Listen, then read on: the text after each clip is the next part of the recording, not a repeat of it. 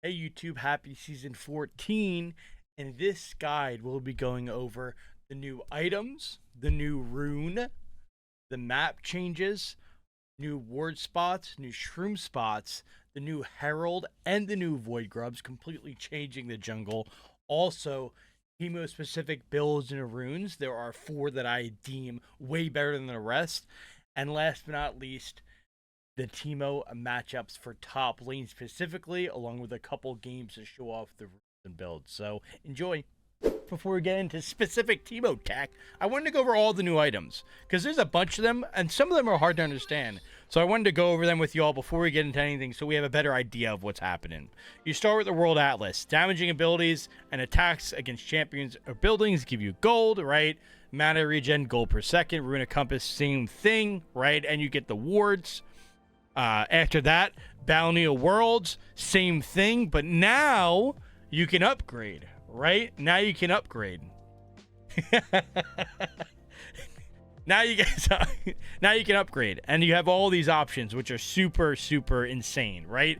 Celestial Opposition, this is your tank option. Become blessed to reduce incoming champ damage. Boom. Shield breaks, unleash a shockwave, right? For your Teemo support tank, I guess, not really, anyway. Then you have your Solstice Slay, which is for your CC bot supports. Slowing or immobilizing an enemy champion restores health and gives movement speed, right? And then you have your Blood Song, which is absolutely freaking wild for your AD supports. Yeah, I wonder if Pike's going to be broken with this, guys. I wonder. After using an ability, your next attack is enhanced, which does 81 physical damage on hit, level 1. Okay, yeah, and that scales upwards. And then you apply weakness, which increases the damage they take. Yeah, absolutely insane for any AD supports. I'm thinking Pike. I don't know what else off the top of my head that will abuse this. Maybe ADC supports. This seems insane. And then you have a Dream Maker. Gain a blue dream bubble and purple dream bubble. Healing and shielding blows both bubbles, empowering them, reducing damage and doing more damage. So your enchanters. Then you have your Zagzag's Realm Spike AP. Again, also looks very broken, right? Dealing an ability to a champion causes an explosion, an AoE explosion that does max health damage, right? So kind of nutty. The damage ones definitely seem a little overtuned with the damage. I'm not gonna lie. But yeah, there's all new lineup of support items. Definitely a net buff for support. For Teemo support, you're probably gonna go Realm Spike. Maybe Blood Song could be okay, but it's AD damage, so gonna be Realm Spike for Teemo support. Now let's hop into the components. A couple new components on the Rift. You have Glowing Moat, 250 gold, 5 haste, right? Builds into things that give haste. Who would have thought? You also have your Retrix, attack damage and 4 movement speed. Very powerful component, right? You also have your Tunneler, 15 AD, 250 health, another very powerful component. You also have Steel Sigil, attack damage and armor, and you have Haunting Guys, right? Super OG item that's making a return for Riftmaker and Leandries. This component's juiced to the gills. 35 AP, 200 health, 6% bonus damage. Brutalizer coming back. Brutalizer's coming back. 25 AD, 10 ability haste, 8 lethality. Absolutely nutty components. Seeker's Arm Guard. If you don't like Teemo top, this is going to be broken. AP armor, and you get the stasis for 1,600 gold. No more stopwatch, but it's built in with the Seeker's Arm Guard. So if you play an AP top laner and need armor, holy Giga Chad, that's broken. Those are going to be your new components. Now let's dive into the new items for Season 14 because they are nutty. So there's a lot of the same ones. So Season 14 removed mythic items. Some of them remained in the game as non-mythic. Some got removed completely. So there's still some new items. Morello got changed, 2,200 gold, 90 AP, 15 haste, and grievous wounds. Overall net buff. Then you have, let's see here. Proto Belt is no longer a mythic, still the same thing. You have Trailblazer. This is a support item. Health, armor, move speed. 20 move speed while moving. Creates a trail. So like Elixir of Iron, right? Creates a trail that boosts movement speed. This is definitely a supportive tank item. Sejuani jungle, Rel support. Mostly the tank supports, I would say. Rod of Ages is no longer a mythic item. It's in the game still, though. Horizon Focus got changed a little bit, but still pretty much the same item. This is a new one. 40 AP, Dawn Core, 40 AP, 20 haste, mana regen, 3% heal and shield power, and 5 AP per 100 base mana regen, which of course you get with support items. Then you get Summoner Spell Haste. Summoner Spell Haste is the most broken stat in the game. Q Cosmic Insight. This item is going to be very good for your healing and shielding enchanter supports. Ghostblade still in the game, just not as a mythic. You have this one, Opportunity, which is pretty much like a Ghostblade clone, it feels like. Attack damage, lethality, move speed. After being out of combat for 8 seconds, you get more lethality. If a champion dies, you get move speed. So it's like Ghostblade that has a reset, to be honest. They're damn near the same item. Well, old Ghostblade, sorry. Iceborne Gauntlet, no longer a mythic. You have this new item, Malignance, also referred to as Malig These Nuts. This is for Teemo Shroom builds, and specifically, and also AP champions that have crazy ults. 80 AP, 600 mana, 20 ability haste. Scorn, gain 20 ultimate haste, so you have Ultimate Hunter on your item. Damaging a champion with your ultimate burns the ground beneath them, dealing magic damage, reducing MR. So this is going to be for those AP champs that have an ult that CCs, right? Malzahar, right? Pretty good Malzahar item. I'm thinking Wei with his ult because his ult snares you. Any champion that is AP that has an ult that keeps you in place, or if you're playing Teemo or Shaco, right? Maybe not Shaco, but Teemo with a Shroom build. Really strong item. We'll see it being used a lot, I bet. Then we have this one, Unending Despair, a new tank item that rewards being in combat. 400 health, 55 armor, 10 ability haste. Every 7 seconds in combat, you deal damage and you heal 250% of it. So if you're playing a champion that's in combat for 14 seconds, this is going to pop off. Force of Nature is not new, but it got changed a little bit. It's not as useless. This is the new Sunfire Cape, Hollow Radiance, health, MR, base health regen. Taking or dealing damage causes you to begin dealing magic damage per second to nearby enemies. Killing an enemy deals magic damage in an area around them. So it's Sunfire, it's just new and looks cooler, right? Same thing though. Crit Bloom, your supportive magic pen item. Ability power, 30% magic pen, 15 haste, life from death. Whenever you get a takedown on any champion, within 3 seconds of damage them, create a healing nova on the location that heals allies. Very weird item, because it's a team supportive item, but it has all those AP stats. So very weird. This is going to be the most broken item of Season 14. Storm Surge. Anybody remember Deathfire Grass? Same vibes. This item is loaded to the gills with stats. Loaded. First off, it's cheaper than the big items, 2,900. That's a discount.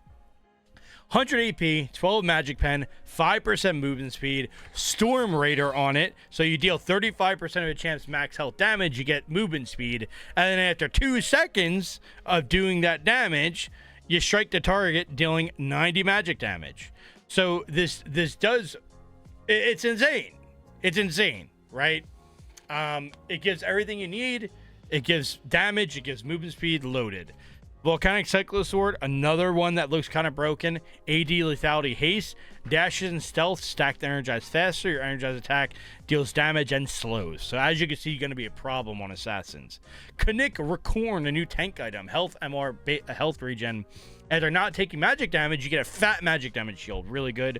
This is an interesting item. Luden's Companion. It's Luden's, but on an item. Wow, Luden's Companion. Who would have thought? 90 AP, mana haste. You gain a shot charge every 3 seconds up to 6 max. Boom, they do Ludens. If there's only one target, it does more damage to that target at a discounted rate. Liandry's got changed, right? Liandry's now does not give mana, it gives health instead. It still is a tank shredder. Rageblade got changed. Instead of working off crit, it gives AD AP attack speed and gives you more attack speed, which is actually better. Net buff. Hubris, another lethality item. Attack damage, lethality, haste. Ego, killing champions. Create a statue of yourself. When a champion you have damage when the last 2 seconds dies, you gain attack damage per statue. I'm not going to lie. I use this item. I had no idea what it does. What the frick? It's confusing. No idea. Static Shift's still in the game for some reason. It still sucks. It's just taken out at this point. Just saying. New items alert. Terminus, the most broken on hit item. Just look at this puppy. AD attack speed, magic damage on hit. Alternate between light and dark. Light gives armor and MR. Dark gives hybrid pen. What the heck? On hit Teemo is going to be broken with this, as you can see. Experiment with the Hexblade, a very situational item, but it's going to be good situational. Attack damage, attack speed, health, 30 haste for your ultimate. Hex charge, 30 haste for your ultimate. Overdrive, after casting your ultimate, gain 35% attack speed and 15 movement speed for 8 seconds. So, champions that are ult dependent, cough Nocturne is going to look nutty with this item. Any AD champions that's ult dependent. Also, for Teemo, you know, it'll be a fun build. You go experimental Hexblade, you get that 30 haste for your ultimate, but then guess what? Whereas that Malignuts, you get that Malignuts, you get 20 ult haste just for a fun Shroom build. Try it out. Hullbreaker got changed. Hullbreaker got, in my opinion, net buffed for auto attack splishers. Fiora is going to be a demon. Teemo split push is going to be a demon. AD health, movement speed, skipper. Every 5th basic attack against champs and epic monsters deal damage. Increased versus structures. And then, of course, you still get the cannon minion being juiced. So now, instead of Hullbreaker giving you a ludicrous amount of armor and an R, it doesn't give you the armor and an R, but it gives you every 5th auto you do more damage to everything, which is net, I think, net a buff, net a nerf on some champs. Heart still is the same, just not a mythic. Banshees got buffed at a wazoo, 120 AP, up from, I think, 90. Don't quote me on that. Same with Zanya's. Zanya's is 120 AP as well.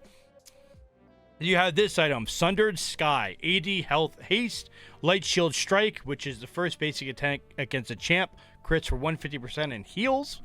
Also, it's based off missing health, which means the more damage you do, it's like an execute, right?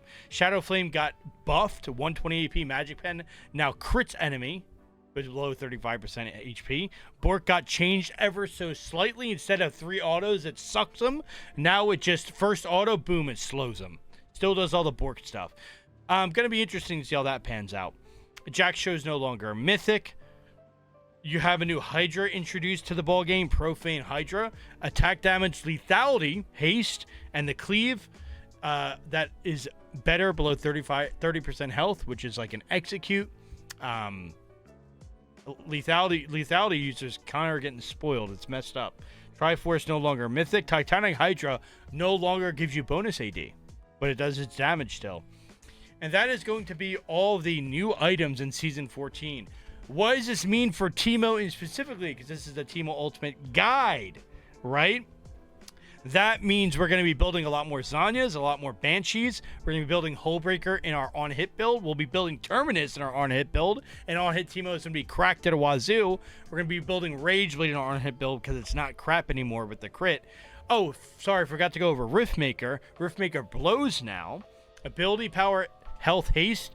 You only get the Omnivamp when you've been in combat for 5 seconds. So now you need 5 seconds in combat before you even get the Omnivamp. No more healing off hitting creeps, no more healing off hitting anything until you're in combat for 5 seconds. So, AP items are generally the same for Teemo. No more Riftmaker. Leandra's a little bit better. Storm Surge is going to be nutty. And that is just a peek into all the new items, and we'll have the builds coming right up. Now, on to the newest rune. This is the only new rune introduced in Season 14, Triple Tonic. Level 3, you get an Elixir of Avarice, which gives gold. Level 6, Elixir of Force gives stats. Level 9, Elixir of Skill gives a skill point. So you can put an extra skill point in Q, W, or E. This rune isn't really that good. Maybe it's usable if you're already running First Strike or Glacial Augment or Spellbook, but not really something to spill your milk over. Hey, so we are going to be going over the new map changes, and they are a doozy, so pay attention. So first off, the map did change, right? If you look at the map, this side is almost the same, but this is a little bit bigger, right? And a couple more openings over here.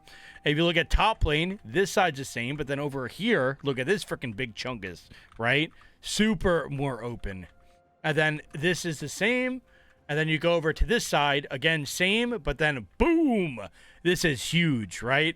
This is way more open in the mid lane. Look, you can go gaps between both turrets, and then this whole area is more open, and this is a huge, huge wall by Dragon, right? Huge wall. Will change how Dragon skirmishes happen. Also over here, way different, right? Less protection by the turret. Look how big this space is, and more openings. And then down here, this is about the same, right? This is way more open. This turret's about the same. This is the same over here. So a lot of changes to the map. Baron Pit also changes based on the map. A lot of changes. It definitely feels different. Like, it may not look like a lot of changes, but it feels like we're playing League of Legends 2.0. And it's very freaking awesome. The first thing we're going to go over is the Void Grubs. I like to call them the Void Nuggets. These puppies spawn at 5 minutes in the game. And each one you kill, you and your entire team, that's right, your entire team does true damage to enemy structures, which is kind of wild. It's a dot that goes on the structure that lasts a couple seconds, and it refreshes with every auto, right? So these guys hit like a truck. They hit very hard, and they also spawn little ads. Now, when you kill one, the other ones get a shield. So it's not an easy objective. And these spawn at 5 minutes, and they will respawn 4 minutes after. It's a very tight window because these spawn at 5 minutes, and Herald spawns on a timer. So Herald spawns by default every game at 13 minutes. This appears. If I get my math right, 14 minutes. 14 minutes it looks like. So these spawn at 5 minutes, and they spawn 4 minutes after. So if you kill them right on spawn, they'll spawn at 9:30, giving you a 5-minute window right before Herald spawns. But if you don't clear these early, you won't be able to clear the second batch. Now, why that's important is because at 5 stacks these puppies, so you kill 3, then you kill 2, at 5 stacks, you now spawn a ZZ Rot portal void link that damages the turrets, which is incredibly broken. Everybody's saying that this will be the most broken change of Season 14. All right, now you notice, look at this buff. I have all 6. Again, getting all 6 is very rare. It's not going to happen that often. Let's get the minions going. And you'll notice that all 6, right? 18 damage dot for range, 36 for melee, and summons the Void Might. Again, the ZZ Rot portal looking bug. All right, let's get a couple autos on the turret. You'll see the turrets explode now. And again, you and your whole entire team. You and your whole team gets this. That's the wild part. That's what makes it so strong. Your entire team. So if you get 6 of them as a jungler, your entire team is doing more damage to structures. Obviously, that's really good. All right, here we go. Look. Auto. You see the dot ticking? Right? That dot's ticking there, and also the little void might spawn. So this just makes taking towers that much quicker. And they spawn relatively fast. 15-second cooldown, but 15-second feels like nothing. And look at the dot just putting in work, right? It's like having demolish. So those are very strong. That's the biggest change. Those are the void grubs. I call them the void nuggets. Now we got the new Herald. Again, the theme is all the jungle stuff hits so much harder, right? The jungle stuff hits so much harder. The Herald, the void grubs, the new Baron. The new Baron hits like a truck. So that is the theme going forward. Drakes are unchanged though, which is good. So now Herald's going to spawn. Herald still spawns at 14 minutes like always, but you'll notice she's looking a little different. Okay. So she got a makeover, right? She's a little bit thicker. She looks a little bit cooler. Shelly's still that baddie though. But again, more tankier. Still same thing with the eyeball, right? Same function with the eyeball. But the new thing is, you'll see in a moment. Okay. Boom. Now the new thing is you can ride her. Okay, so watch this. This is also something that's going to take a little bit of time getting used to. Well, I'll show you a nice wombo combo here. Let's get this wave pushing. Because you always want to drop Shelly with a wave, right? You can drop her without a wave, but it's not nearly as valuable. Shelly is Rift Herald, if you didn't know. Everybody knows that, though. Okay, now watch this, so you can hop in her. It's very interesting. It's an interesting change, right? And it shows right here. Okay, boom. You summon her. And now you hop in. And you go for a little ride. You got to steer her. You steer her with the keys. Oh, no. I'm sorry, Shelly. You steer with your arrow. You steer her with your arrow keys. As you can see, I kind of fumbled the bag there, right? And now, so now there's only one Herald. Only one Herald can spawn a game. 2 Void Grubs, 1 Herald. That's changed because it used to just be 2 Heralds. Now, let me show you also another change. Let's fast forward 10 minutes. After 20 minutes, these buffs now share to your whole team. You'll notice that they get, transmorgified, right? Look how crazy they look now. This is the Baron empowered buff. Boom, you kill the buff, your whole team gets it. So now it's really important because now counter jungling just became that much better. Counter jungling is that much more OP, right? Which is pretty wild. Now, last but not least, Baron. So the Baron pit does change. Here is the Baron pit, and there's the new Baron. Again, makeover. And then on a certain map, I'm not sure which one. Maybe y'all can drop a comment down below. But this wall, this opens up, right? So now on the different map, you can walk this way, and it's like a wall here. So imagine a Talia wall like this, right?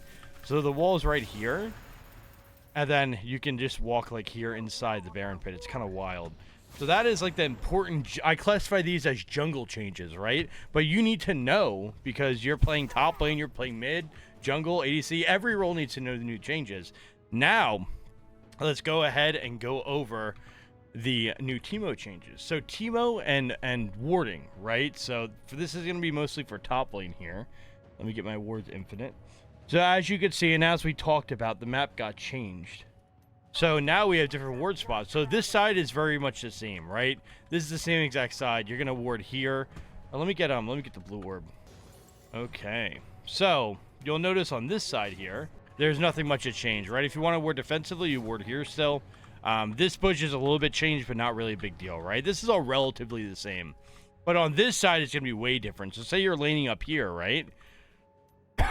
Say you're laning up here, sorry for the cough.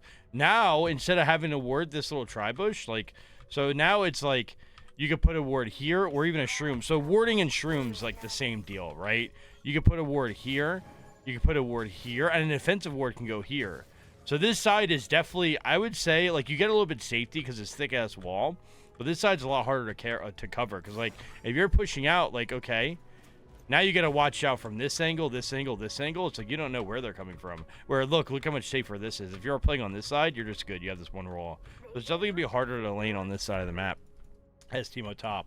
But, you know, you have these 3 ward spots now. And as far as shrooms, right, it's a lot. This, I mean, I'll be honest, this side got giga nerfed. You kind of want to ward, like, along the wall here. Or shroom, because like if you just put a shroom in the middle, nobody's gonna hit that. Who walks in the middle of the map?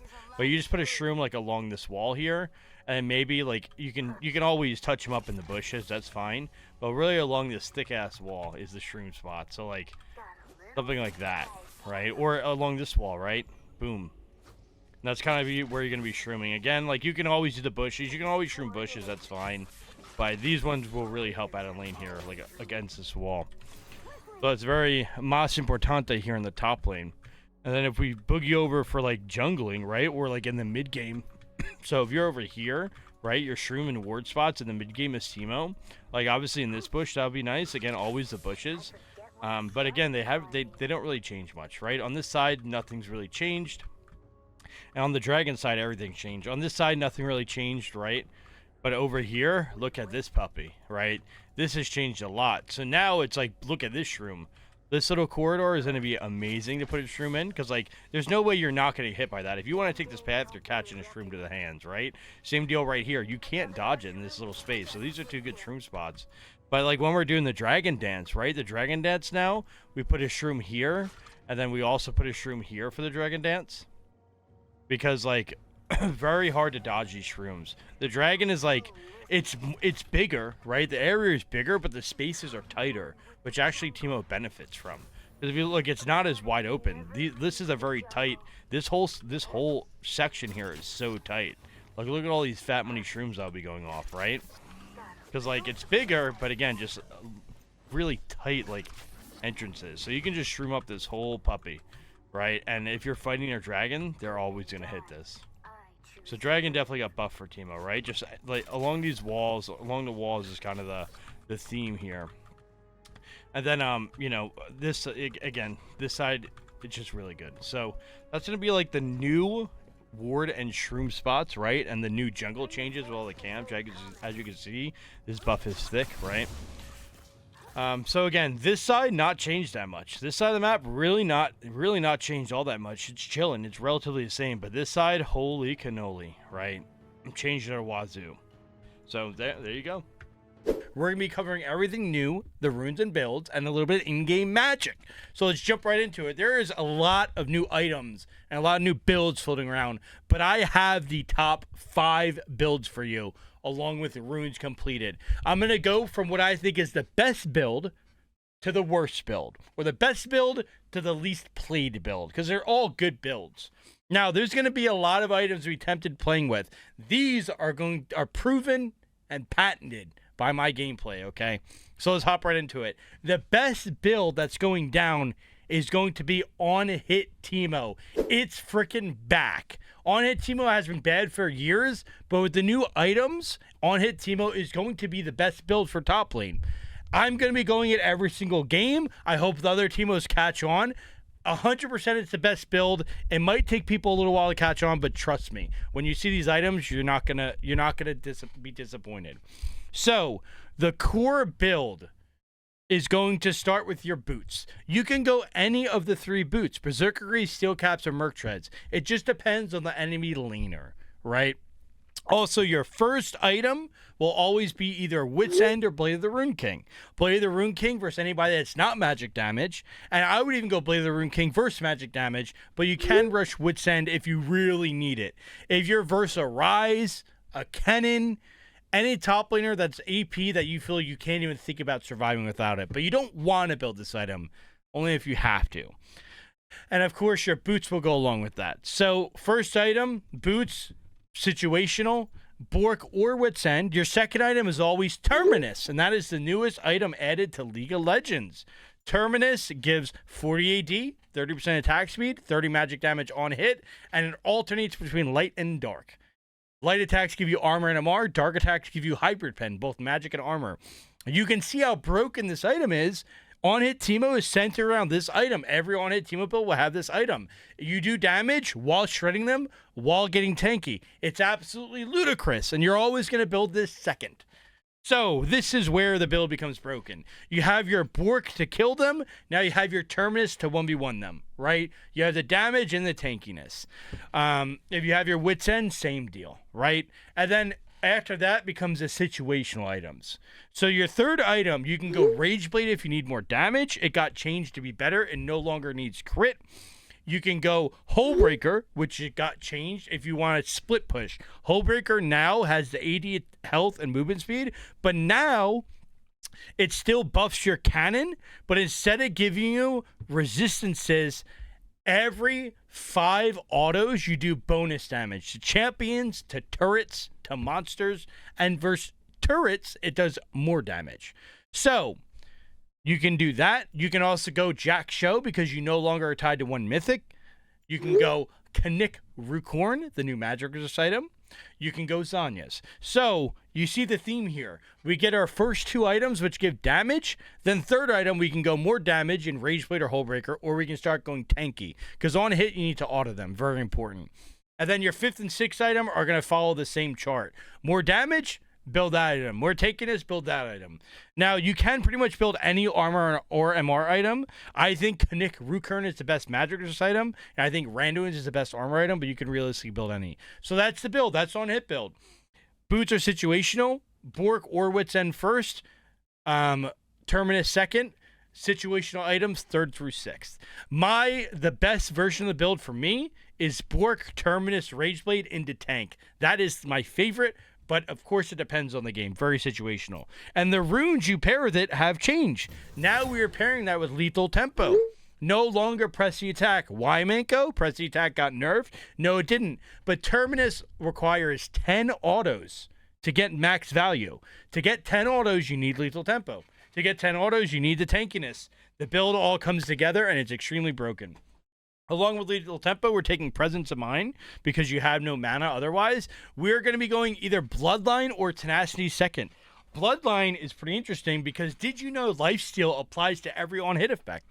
Lifesteal applies to your autos, but every on-hit effect from items. It doesn't apply to your E, but it applies to all your items. Blade of the Rune King, even Wit's End, which does magic damage. Even Terminus, which does magic damage. Bloodline applies on your on-hit items.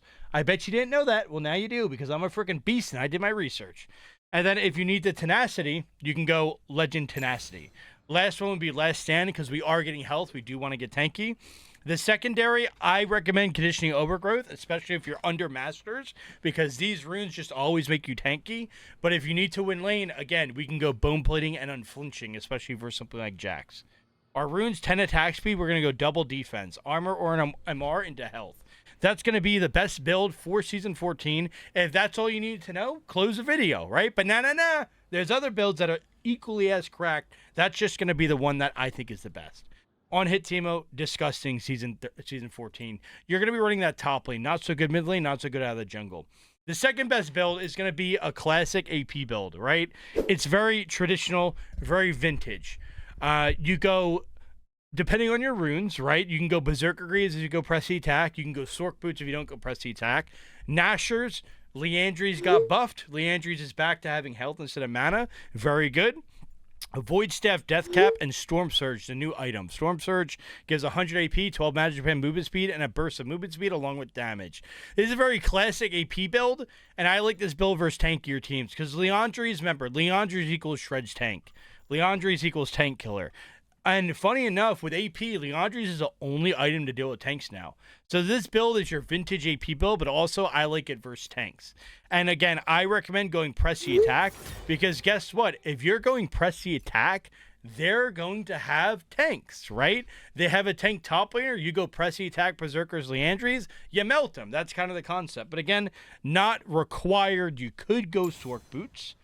And again, you're going to need Presence of Mind, because these items have no mana on them, which is okay. You go Legend Alacrity, Coup de Grace, and your secondary can be really anything. You can go Gathering Storm, Absolute Focus. You can go Cheap Shot into Ultimate Hunter. It's a flexible secondary. That's your classic AP build. It's still viable. It's still good. I prefer it versus tanks. Third AP build, which is going to be the new cheese, the new full AP Teemo. But this is only usable in certain games. So this also is going to be a really strong build, but only versus squishy teams. So if you're playing top lane versus Ornn, you can already not go this build. You're going to do nothing till 3 items. This build is versus squishy teams, full AP Teemo. Very important. If they get magic resist, this build stinks. If they're tanky, this build stinks. But if they don't, you unironically one-shot them with auto Q auto. This is going to have all the new items baked into it. You go Sork Boots first. You go the new Shadow Flame second.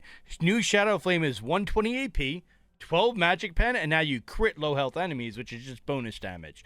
You go the new Storm Surge third item. And now you can see the synergy here. Sork Boots gives 18 Magic Pen. Shadow Flame gives 12 Magic Pen. Storm Surge gives 12. So you're pushing 42 Magic Pen at Boots plus 2 items. It's insane. Magic Pen is only good for squishies, right? So you see the concept here. But you do one shot with this build. Then after that, you always go Death Cap, because the AP spikes it exponentially, big word. And then after that, I prefer Lichbane for the one-shot theme and Leandries to round it off, because Leandries is still good late game. And then you also need to go Void Staff if they build MR. You don't want to go Void Staff in this build, because this build's for squishy champions that don't build magic resist, so your flat pen takes care of it. But if they build MR, you have to go Void ASAP. So you go Void instead of Lichbane, Void instead of Leandries. Now, the rune page for this also very flexible. If you really want to max out on the one-shot feel, you go Dark Harvest, right? Dark Harvest, Cheap Shot, Eyeball Collection. You can go Ultimate Hunter or Treasure Hunter.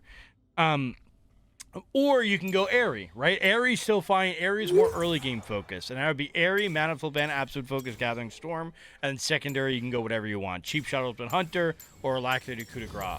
Now, the big thing is, make sure you include a mana rune. You have to have a mana rune. These builds have no mana on them anymore. It's very rare for there to be AP items with mana in Season 14. There's only 2. And I don't think they're as good as Storm Surge and as Shadow Flame, right? So this is you're gonna different the Teemos that really know their stuff versus the noobs, right? Like the other items, you're paying for every stat. You're paying for that mana stat, but you don't have to. Teemo doesn't need an extra 600 mana. Teemo doesn't need a tier. You can trade that mana for more damage, and this is where that build shines. Just make sure you have that mana rune. Now, on to what I think will be the biggest sleeper build of Season 14. That is Season 4 Tankmo. But Season 4 Tankmo is night and day different from Season 13. It is not troll whatsoever. In fact, if you are bronze or silver, this should be your go-to build. Because playing Tankmo, you just have more room for error. You still do damage, but you have more room to mess up because you have all the tank stats.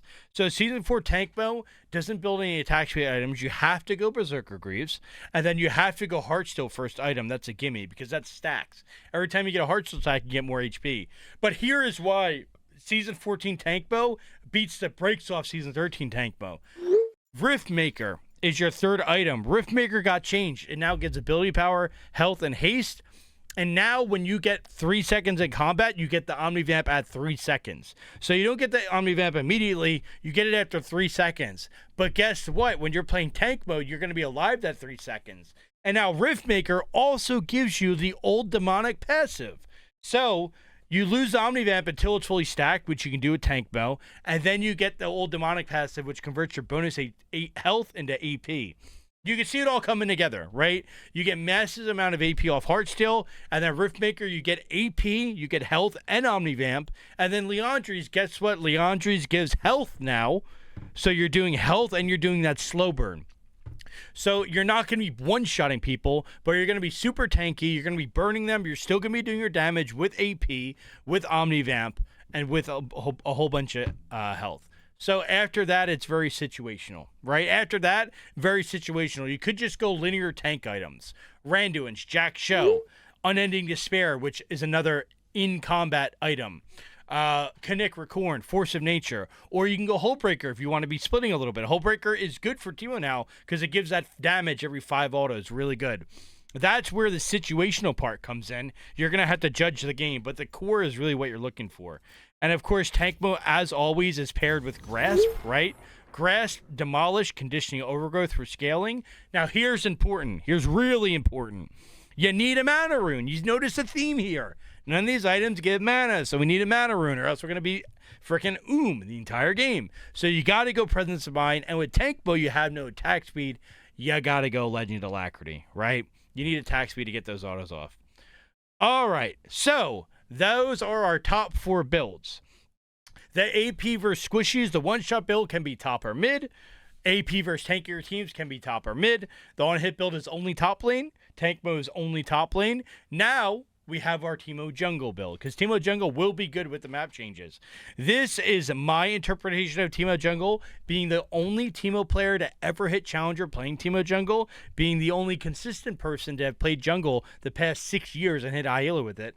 I believe Press the Attack is the coup de grace for Jungle. Press the Attack is the best rune you want to have in a good early game as a jungler. You don't have the luxury of scaling as jungle. So I always go Press the Attack, so my first item will be Boots. Second item will be Nashers. And then third item is very situational this season. Are they tanky? Leandri's third. Are they squishy? Storm Surge, right?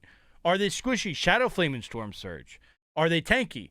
Leandri's and Void Staff, right? Very situational, but the full AP is still going to be the Teemo Jungle build. We just have more options. Storm Surge is now going to dominate squishy champions. It's going to be very good. You get 3 autos a Q and Storm Surge hit, you're bursting. Leandri's is better now since it has no more mana, especially for jungle. Shadow Flame is better for squishies. Teemo just got upgraded. The items are good for him. The items actually work. So Teemo Jungle is more just a flexible. It's like a flexible build. You combo AP items, depends on if you need tank shredders or squishy killers. The rune page, there's a couple versions. Press the Attack still the best, and now here is going to be the tech. The tech is going to be Overheal. There's an EUS Teemo player in Diamond. His name is It's Ice 3. Shout out to It's Ice 3. He came up with this tech. You go Overheal and you go Green Smite on Teemo Jungle. Because Teemo Jungle clears at full HP, your Overheal is stacking from level 1. His clear is so ungodly healthy. So you combo Overheal with the Green Smite shield, you can go a one-shot build and still have a 500 HP shield mid-game. It's insanely crazy good. And again, you don't need Omnivamp because you heal from the jungle camps. So Overheal is the first rune, Alacrity second, Coup de Grace third. For your secondary, you can go Magical Footwear and Cosmic Insight. You can also go Cheap Shot and Relentless Hunter, Cheap Shot and Treasure Hunter if you want to snowball. You can also go Celerity and Water Walking for movement speed. All this is flexible. It does not matter. So that is going to be the 5 builds for Teemo in Season 14 and the 5 runes to pair them in Season 14. All right, we are back. So this build is going to be probably your most common build. This is what I call cookie cutter AP Teemo. It really just means like the normal AP Teemo, right? Nothing's changed. It's just all, pretty much standard. So there's a couple different ways of going this build. One is Press the Attack, right? Press the Attack Berserker Greaves has been the staple of Teemo, right? You get a good early game, you get a good mid and late game, right? As long as you get those 3 autos. So you go Press the Attack, Berserker Greaves, and then you're going to go Nashers into Leandri's, right? Sound familiar? Because it is. Leandri's did get changed, however. It has health instead of mana now. So it is slightly better. That's actually good for Teemo. So, again, it's a normal build, right? Press the Attack, Berserkers, Nashers, Leandri's. And then you kind of flex it from there. You can go Void Staff, Death Cap. You can go Zanya's, right? You can go newer items like Storm Surge for Pen. It's really just the core into flex. You can also do this with different runes, right? If you don't want to do Press the Attack Berserkers, you can go Airy Sork Boot, you can go Airy Berserker Greaves, you can go Airy Tank Boot, you can go Fleet, right? This works for pretty much everything, right? Any rune top with this build will be totally fine and viable. Now, is it going to be the best build? I don't think so, right? Because newer items are out, but it definitely is a staple. And you can't go wrong with it, so. Cookie Cutter AP Teemo. I don't know where this Echo is. Maybe he's clearing. He's got smite, so maybe he's clearing jungle camps. Or coming to lane. I don't know. I couldn't tell you. I'm just a gamer trying to game.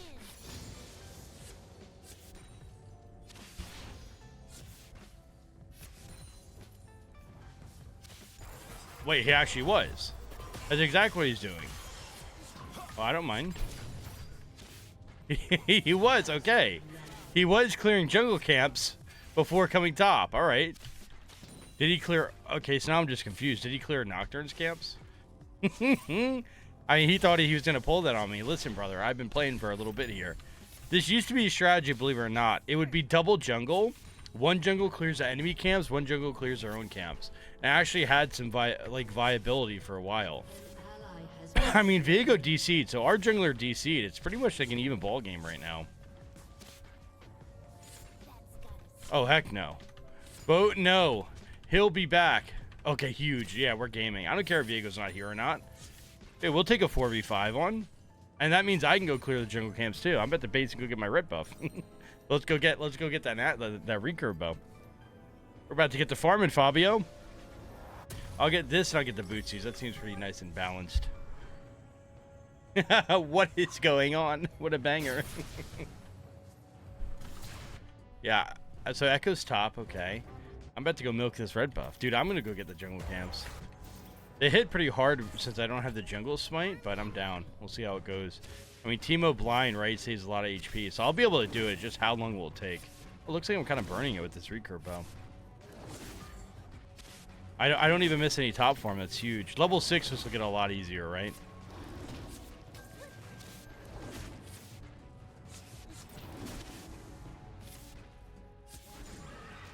I mean, I may as well do the Krugs. I'm already here, and the wave's catching.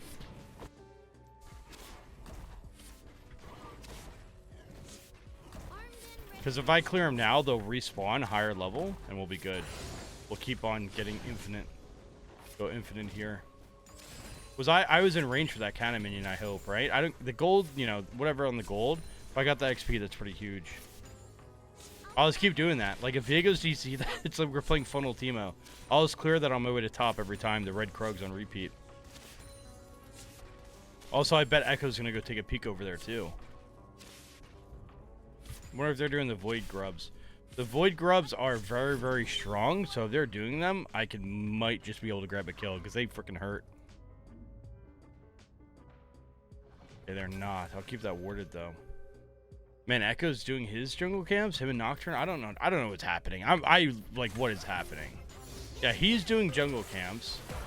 I mean, they're making it work. It's not. I mean, our Viego's DC'd, so if there's any game where this will work, it's this one. They have two junglers, and our jungle camps are infinitely up because our Viego DC'd. Maybe they knew. Maybe they're hacking. This guy has no shield, right? So I'm not used to someone punishing him like this. Listen, if you're going to have low HP, I'm going to kill your ass.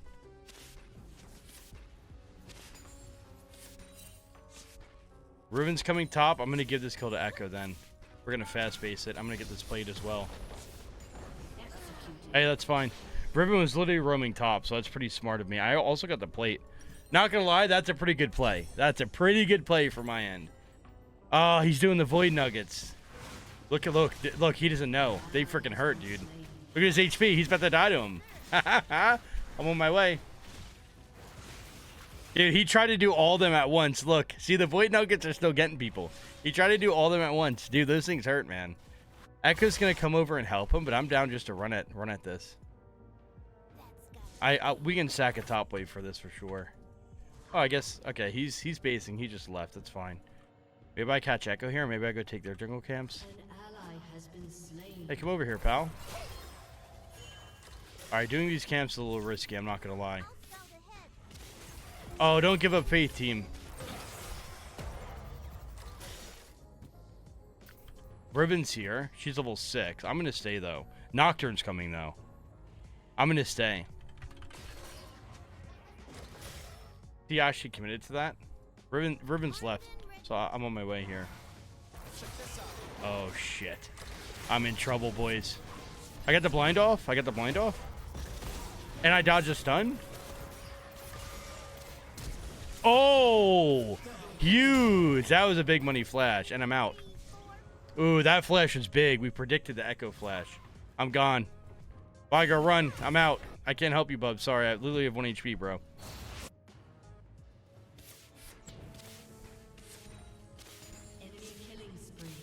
Pike's coming top. He's level 5. I don't think I can outplay it. I literally have 1 HP. I'm out. If I go mid, no, Vigar's TP. He can just get back mid. That's fine. Damn, he popped the Predator boots. That was spicy. That was scary. All right, we're gaming. I mean, listen, it's a quirky game, but I'm just trying to show off the build, right? Like, win-loss, I mean, I just want to freaking play with the cookie-cutter build, and it's working out so far, right? Classic, this is classic, right? Press the attack early game with Berserkers. You get that smooth early game, and then you scale it with AP items, right? Leandre's is always going to do damage because it's max health, right? Everybody has HP. I'm just trying to think what I want to go 3rd and 4th and 5th. Probably Zanya's. If you look at our team, I'm thinking Zanya's 3rd would be pretty ideal. Yeah, we don't have to buy a Mythic anymore, so... Also, Riftmaker's kind of ass. Riftmaker's really only good for tank Teemo, so we're not going to build Riftmaker. I know that's a popular one. I'm just going to get this farm. I want to deny the Void Grubs. Okay, they're not doing the Void Grubs. That's good. I could probably do the Void Grubs myself. I don't think it's worth the investment, though.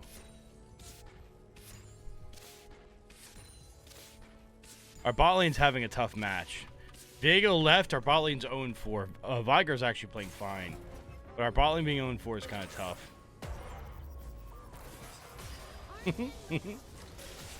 I would like this plate. Okay, good kiting, good autoing. He's low, that's great. I don't need to kill him, I'm just gonna get the tower plates here.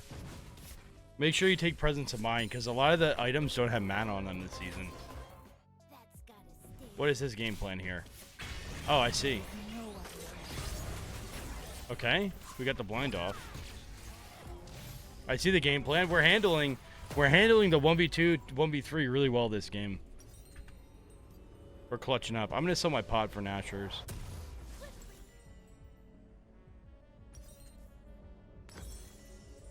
Okay, so I'm gonna clear red and raids, and then, I mean, dude, I can even just full. I'm not gonna lie, I can literally just start jungling and full clear to bottom. Oh, if we hit that W, that would be huge. What if I do? I'm going to do that. I'm going to full clear to bottom. Like, I'm not the jungler, but I don't think Echo's going to get any plates top. And I got the 2 easy ones, right? The plates, the more plates a turret has, the easier it is to get the plates. Now we're down to 3, so I don't think I'm going to keep doing the plates. I'm the jungler now. I'm going to full clear to bottom. I have to conserve some mana. No, I can just do these camps because blue buffs up. Nocturne, you little rat, taking our camps like that. Bro, Nocturne took our camps like a little rat that he is. Ooh, okay. Huge, that's a big one. We got that. That's a shutdown. Didn't expect a little Tenmo there. Nocturne's on Drake. We're going to take a peek at that. He has no ult. I can kill him before Ribbon comes. That's fine. Not gonna commit to Drake, gonna go right for the Ezreal before Rune gets us. Oh, that's huge. That should be good enough. 1, 2, 3. I'm just collecting bounties, baby. I'm collecting. Is Riven actually coming? Ooh, Riven might be coming. What's this guy shooting? Bro's a Riven on it. Okay, Riven's mid. Echo did get 2 plates top. Good job from him, but I'm on my way up there. It's all good. I would say that's freaking worth it. That's hella worth. All right, so the cookie cutter build, right? Flexibility, Nashers, Leandre's, and from there, right, their team is kind of super AD heavy, so I'm going to go for Zanya's 3rd. After that, we're either going to pivot to Void Staff or Deathcap, I think. Maybe a Lichbane down the line, +5, thank you. Does he get this plate? I don't think he does. Oh, he wants it. Oh, he wants to die for it.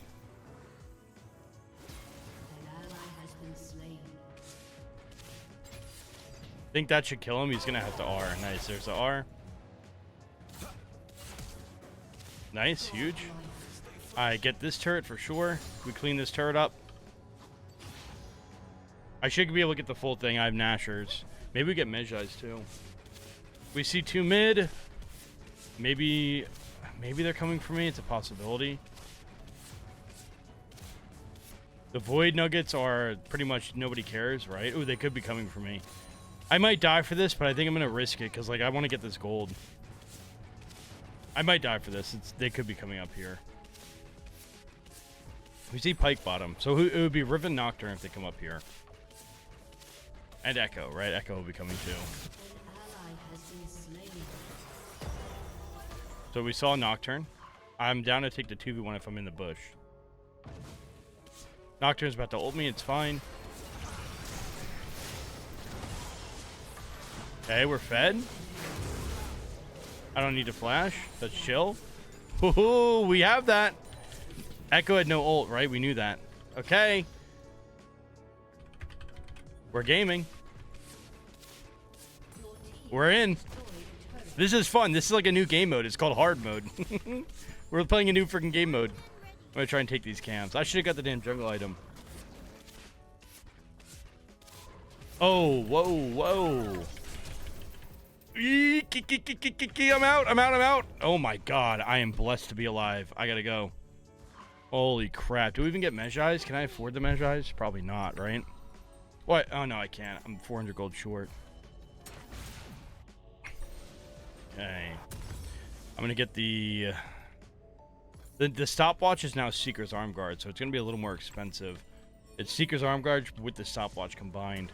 This is only second Drake, so it doesn't really matter. But I think I'm gonna go to Drake instead of Herald. I think second Drake is better than Herald. He's just gonna be doing it. I should be able to show up and just kill him. Oh no, he's mid. Okay, I'm coming mid then. Blitz is freaking diving the turret. Yo, brother. Blitz is diving the turret. Bro, help. You could have helped us out, bro. It's gonna be close. Let's see if we can do it. Okay, that's one. Okay. Riven has ult, but it's fine. She's 1 HP. I'm done to run at them. Okay, that's fine. Guys, I'm doing all that I can. I literally can't be doing anything more. Whoa, I was gonna say, no way she lets me kill her. Can I get... Does that kill her? Does she burn? She is shield, doesn't she? Good TP top. I like that. Good TP top. I can make my rounds up there, but I'm gonna get... I'm gonna focus on taking a lot of the farm. Because, like, me getting kills is cool, but I need to deny them from getting stronger. Like, I can go kill Echo, but taking these camps will deny Nocturne. That will help, I think, even more.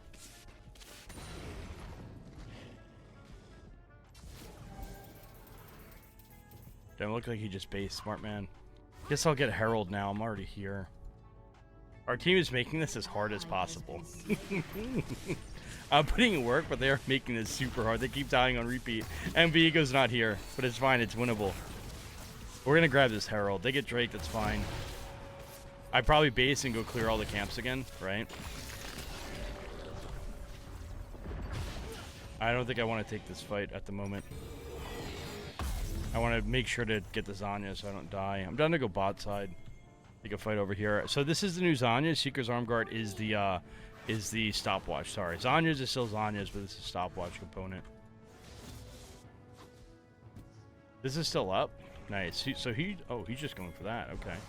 Yeah, I'm down for a free kill. Thanks, bro. Okay. Is he really just gonna run? He's just out of there? I'm Swift. I have my W up. I'm good. He's dead, right? He should be dead. Nice. I'm gonna go clear all our camps. Ooh, oh shit. I'm gonna go help Vigar. I'm just gonna peel from Pike. Okay, Blitz got me. Oh, he's kind of got me. Vigar lives. I like that from Vigar. Nice peel. This Pike is spooking me.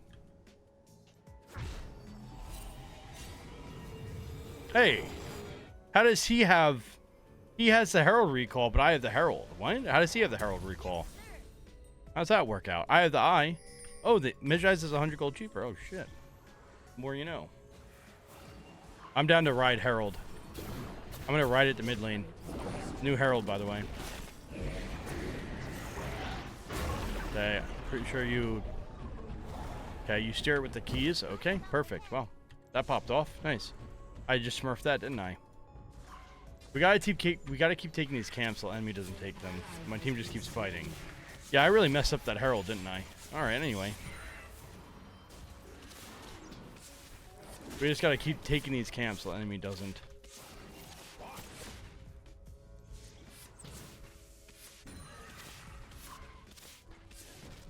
Damn, I use my Zanyas. I gotta get that again ASAP. Nocturne's gonna be here to ult. I'm gonna try to counter it, but it might not be a good fight. Ooh, this actually looks pretty decent. Wait, okay, we're in. Nocturne hasn't ulted yet. Hey, good job. It's so big. Echo's farming top. I'm gonna try and have one of my team hold that. Dude, I really should have bought the jungle item.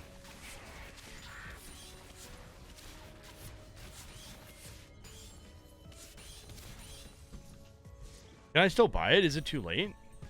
Yeah, it does smite. Okay.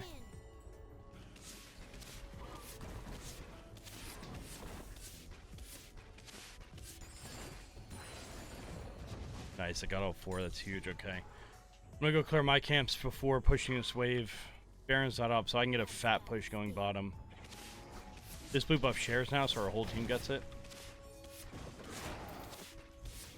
Yeah, I don't think I can help you, buddy. Buddy Blitz.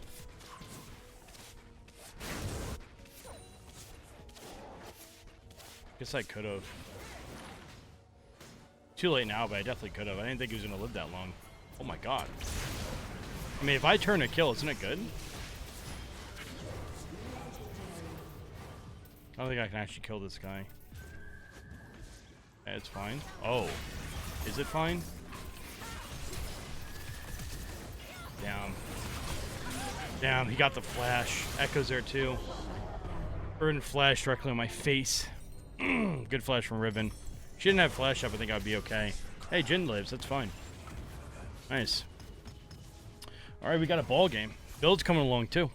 Where do we go now? Okay, Void Staff it is. Say no more. Look at their freaking MR. Freaking Merc Treads, Hex Drinker, Merc Treads, Void Staff it is. Oh no. Dude, this is a banger game. This is a banger. I'm invested. It's a little bit of a 1v9er, but hey, happy season 14. We gotta get this Drake.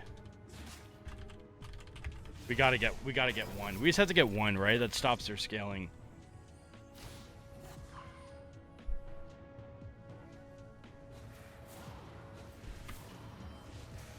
Nice, got the cannon, that's huge.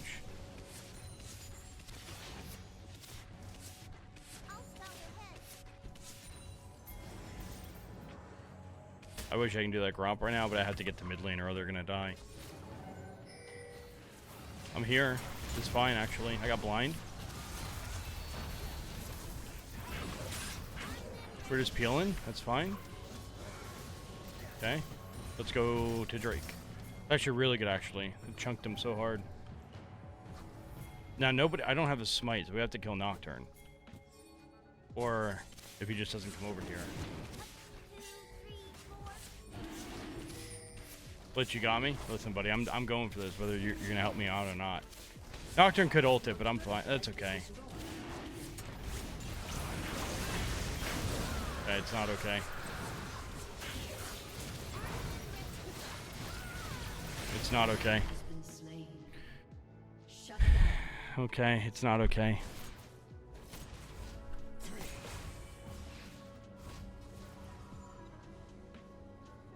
Bill's looking good, though. Bill's looking solid.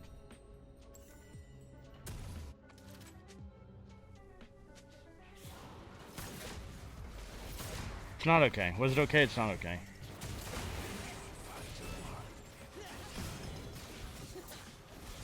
I was down to flip it. I didn't expect all 4 of them to be there. That's the problem. There was 4. Ooh, that's huge. Ooh. Wasn't that much damage. Pike will be mid. Could go there, or I could go bottom. I'm gonna choose bottom here. Oh, we hit a blitz hook. Do we get a kill? Okay, we'll take that. Hey, progress is progress.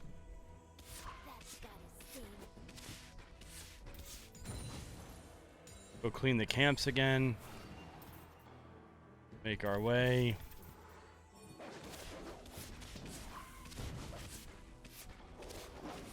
Echo's pushing top. That's like the least of our worries, so it's fine. He has Lich Bane. Oh, Pyke's there too. Alright, we should be able to double this up. These guys are not that strong without the squad. As I blinded him, so I actually didn't get the turret. I can't catch the Pyke. Damn, he didn't die. He was close, probably. Can I get the Q off? Oh, I need one more auto. Okay, that's fine. Somebody's got to get him. I'm going to keep going. Huge. Damn, Pyke had like a slither of HP. That's unfortunate. Oh, man, I'm chunking. I'm chunking, baby. This build is kind of nutty with it. We're cranking. I'm going in. Did they see me? Okay, I think they saw me, guys. Oh, we'll take the ult. Oh, my Vigar's got my back. He's blinded. Dude, that blind was so value. I need one more. Okay, that's huge. Thank you, Vigar. That was actually well played. Oh, can we do Baron? Can we do Baron as a team? Blitz. Blitz tank. All right, guys, I can't go in first. Someone else has to go in first. Blitz tank it. Where's the rest of our team at? This is risky, I'll be honest. I'm down, though. I'm down to commit. I'm down to commit if you guys are. Let the Blitz die. It's fine. If Blitz dies, it's okay. Oh, my God. Progress. Blitz, step up. Just die for us, Blitz. It's fine. You're the support. Oh, my God. Let's go. Let's get out of here. Yo, progress is progress. Oh, baby. Winnable. All right, we go get the camps. Another round of camps. We get our Void Staff. We actually have damage to punch through, hopefully. They're building MR, so they're doing what they need to do. Might not be able to carry because of it, but I'm down to try. Our Vigar actually has disgustingly good farm. That's wild. Dude, I feel like I've only been farming this game, jungle camps and waves, and our Vigar has the same farm as me. What a beast. The build's popping off, right? We comboed the perfect amount of items. Yeah, whoever's bot lane is dead, right? But that's fine. I'm just going to keep doing this.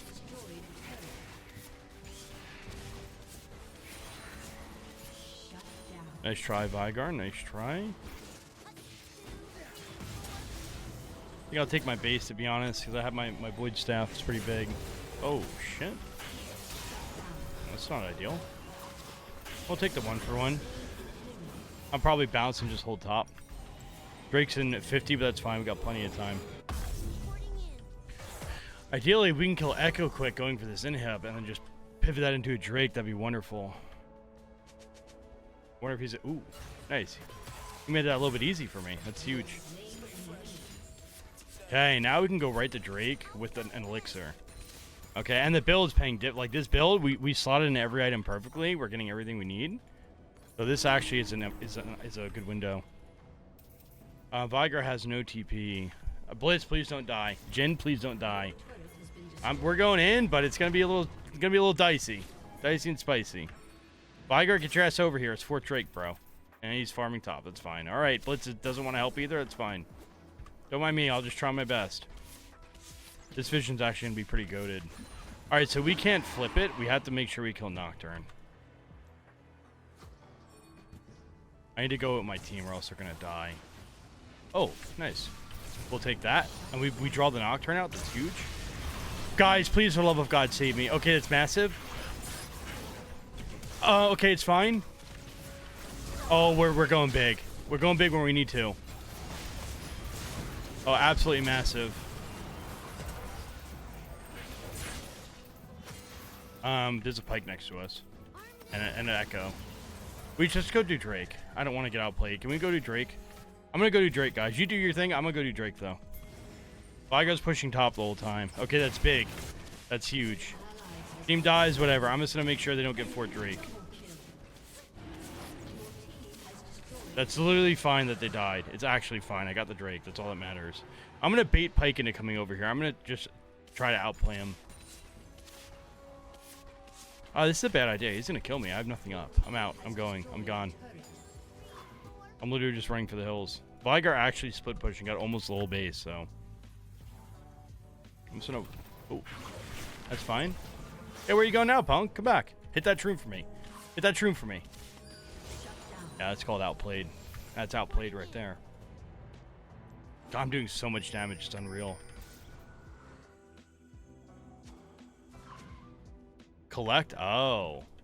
Fuck it. I already got 26. These little embers. Okay. I mean, dude, I'm gonna start falling off. I'm full build. We need death cap, right? Do I have I have movement speed in my build. Okay. That's fine. So we get death cap. That's a fat spike. 999 AP. That's beautiful. I don't even have AP runes. Okay, so I mean, this build looks familiar, right? It's literally the same build as season 13, but Leandri's got a little upgraded, and that's about it. But it's like the same build, right? I'm on my way mid. Maybe I can get there in time. Close. Damn. Just a couple seconds off. Maybe. Oh, that's actually really good TC. Okay, that's huge. Does Jhin clean? Does Jhin clean up? No.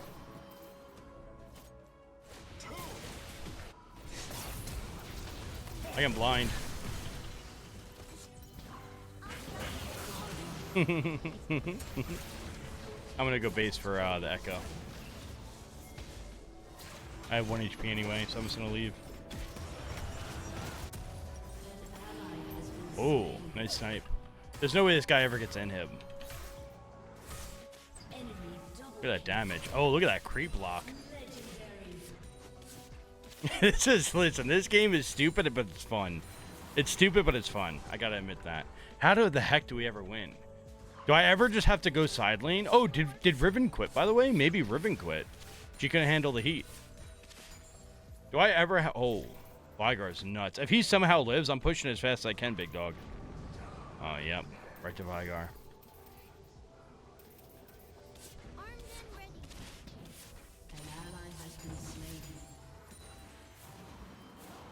May as well collect these.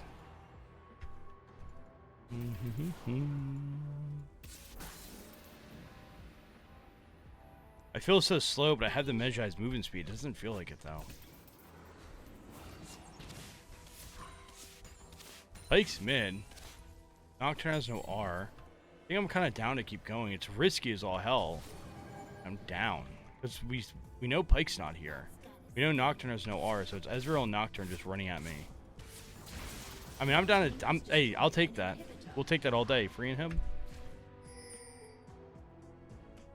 What do I pivot? I need movement speed. How do I pivot my build here?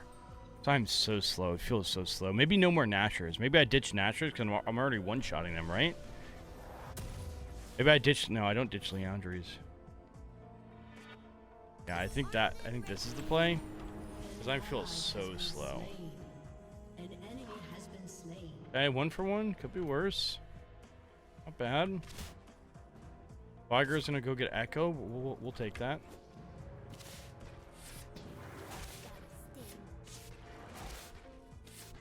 Nocturne can't solo Baron. There's no way. I think Nocturne's gonna go for Blitz. Take a peek. Okay. I think Nocturne's gonna go for Blitz, so I'm gonna be here. Just using him as bait. I got you, bro. Keep going. You got this. Just baiting you.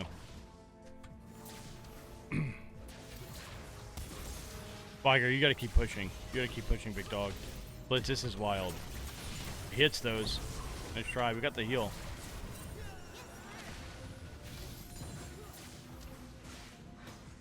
That's fine. We got the heal. That's worth it. I mean, he's double dipping. Double dip skis. Top's pushing on Mackley, so we're chilling. Holy frick, this guy's an animal. Okay. He gets the bonk. Okay, it works, and it creates a good fight for us. Okay, we're so in. Okay, Blitz, what are you hooking, pal? I'm gonna go push mid. We hear the Pyke, but listen, Blitz is basing. He's gonna do whatever he wants. I'm just gonna keep pushing mid. I want to win this freaking game. You have no idea. If he lives, he's a tanky bastard. No, I'm just gonna keep pushing. I'm gonna keep my eye on the prize here. We got the Drake, so they can't get 4 Drakes. That's fine. I'm just gonna keep pushing. I can almost one-shot this turret. Look at that. Look at the AP. Get a Q off on him. Get another inhib. It's massive. Okay, I'm down for the end. I'm down for the end. Let's do it. Jin, you got me? I got Lich Bane, baby. I'm down. Oh, I wanted to win this so bad. You have no idea. I'll take that all day. Do we play around with our food a little bit? Nope, we do not. We do not. GG. Let's frickin' go. 4v5. 4v frickin' 5.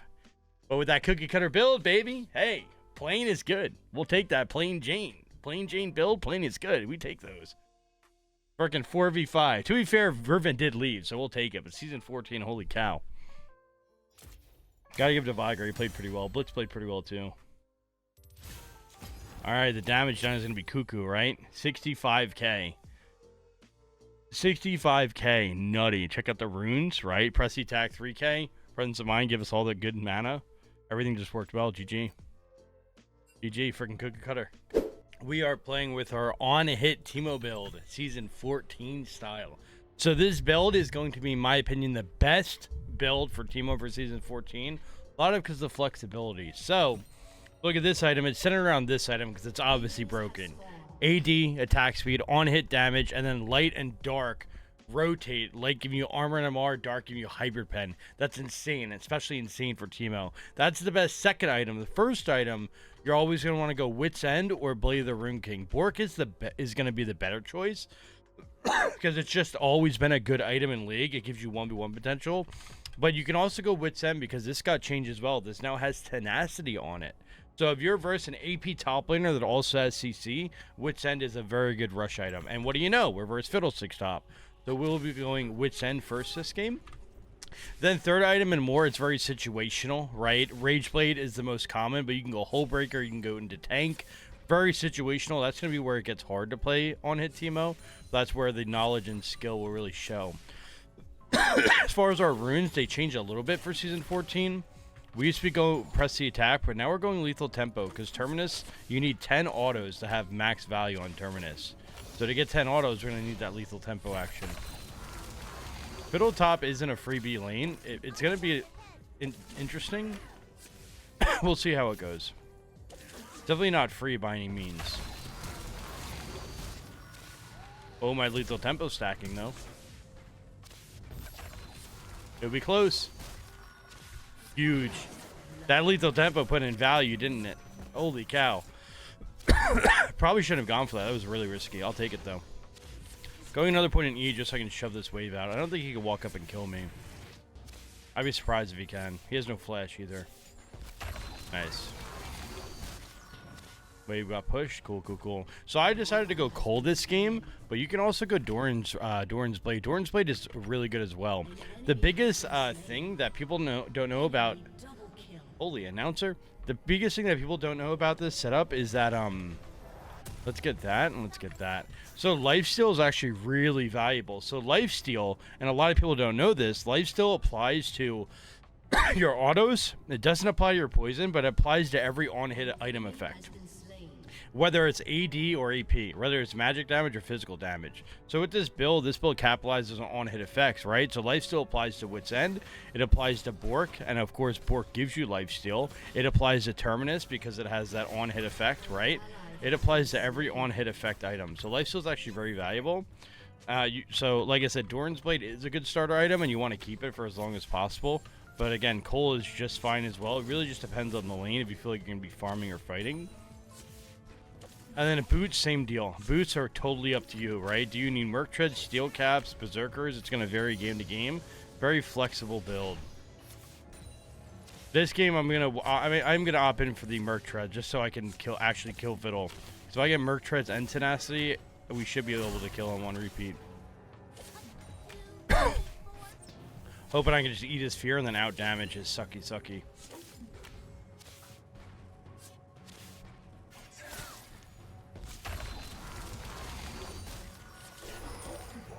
That's fine.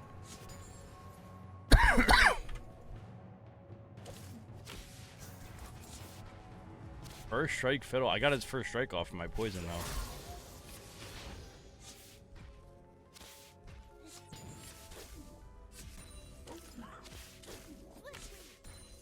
We're chilling. Hey, if you're chilling, Fiddle, I'm chilling. If you're chilling, I'm chilling.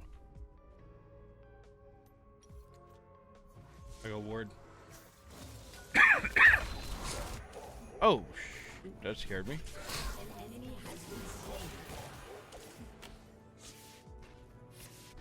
I mean, I'm down just to shove. Putting him under a tower is actually really valuable. I don't see how he would last it under the tower that well. You're just gonna have to use his drain and hope for the best. I think that's good for me.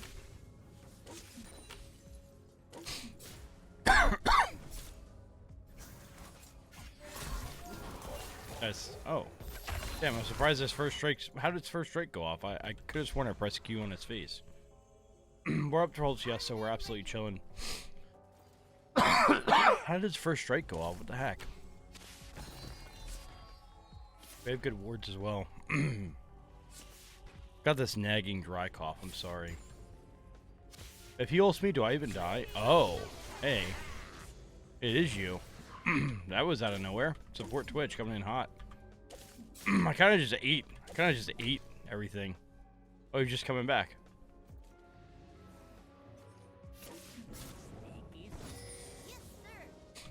Friggin' support Twitch. I wonder if support Twitch went in the bush or not. You little rat.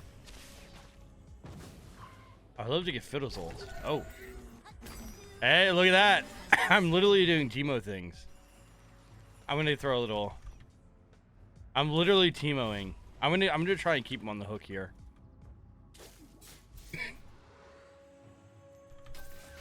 Oh no, I messed up. I'll take it. I'll take the 1-for-1.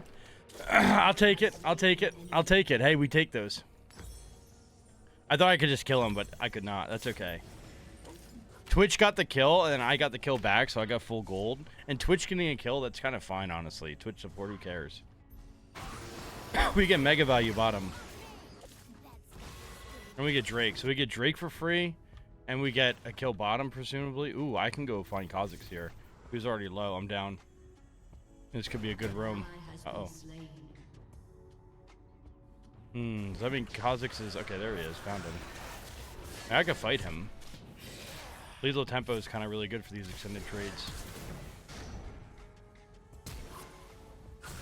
We'll take that. I can go back top anytime.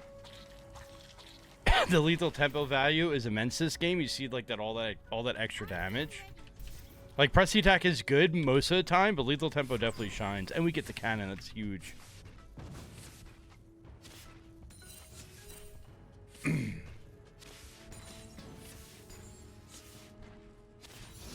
I could have froze this, but I'm down just to shove.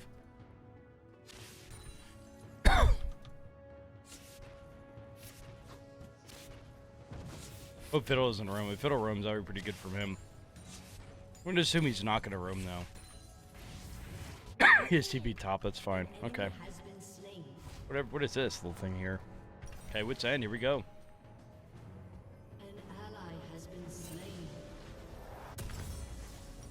We're doing it. Good early game so far. 3-1. Pretty much the only way I'll die is the Kha'Zix. Because I'll have the magic resist for Twitch and Xerath and Fiddle. But I could die to Kha'Zix still. But if we can avoid that, we're good. And we'll get the Terminus. Alright, we're going to be super tanky. We might want to get the Bork third anyhow. Or might even want to go Bork second. Again, very, very flexible setup. That's like the major draw of it. I can't even think about fighting Fiddle until I have Ignite. +3.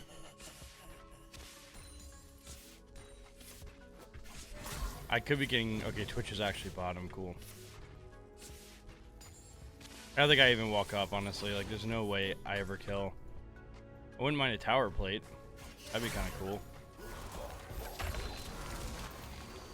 We'll duck the suck. Duck the suck. Vigo doesn't need my help. he's got those by himself. Kha'Zix was actually going bottom, so I'm chilling. His W actually shows me, so I have to be very careful. If he walks next to me, his W will light up. Ooh, Fiddle might be going to Void Nuggets. Uh-oh. Those things pack a punch these days. Did we got one and he left? Wow. Fiddle's gonna ult me here. Let's not die to it. I'll one auto to bait him. There it is. Guy, come on. Fiddle, what do you think I am? What do you think I'm a noob? We knew he was gonna do that. That's why we threw the one auto to keep him interested. I feel like a genius right now. I feel like the mad genius. Is Twitch gonna roam? Where's the Twitch roam at? Twitch is bottom, nice. Okay, I really just want this plate. Oh. I might be toast. Yeah, I'm freaking a goner, guys. There ain't no way. Oh no. Man, I'm getting so much love up here. The Twitch and the Kazakhs there, good gank, I guess. is that even a good gank? Like, really? Is that actually a good gank? Let's be honest.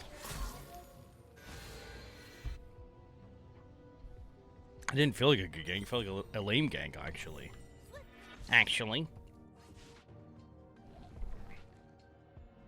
Yeah, you see this guy's traumatized. He's traumatized from these little void nuggets. They hurt.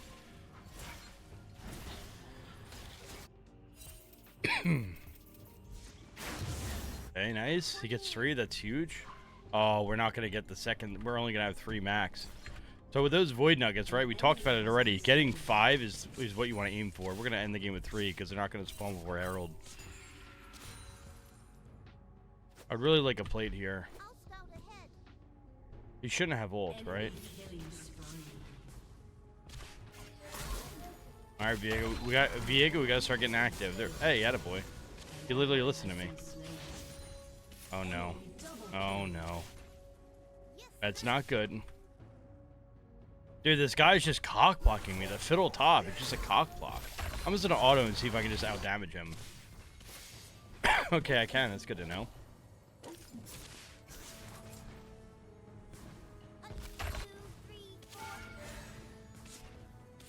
This Kazakhs is probably Kazakhs is not coming up here. We're good.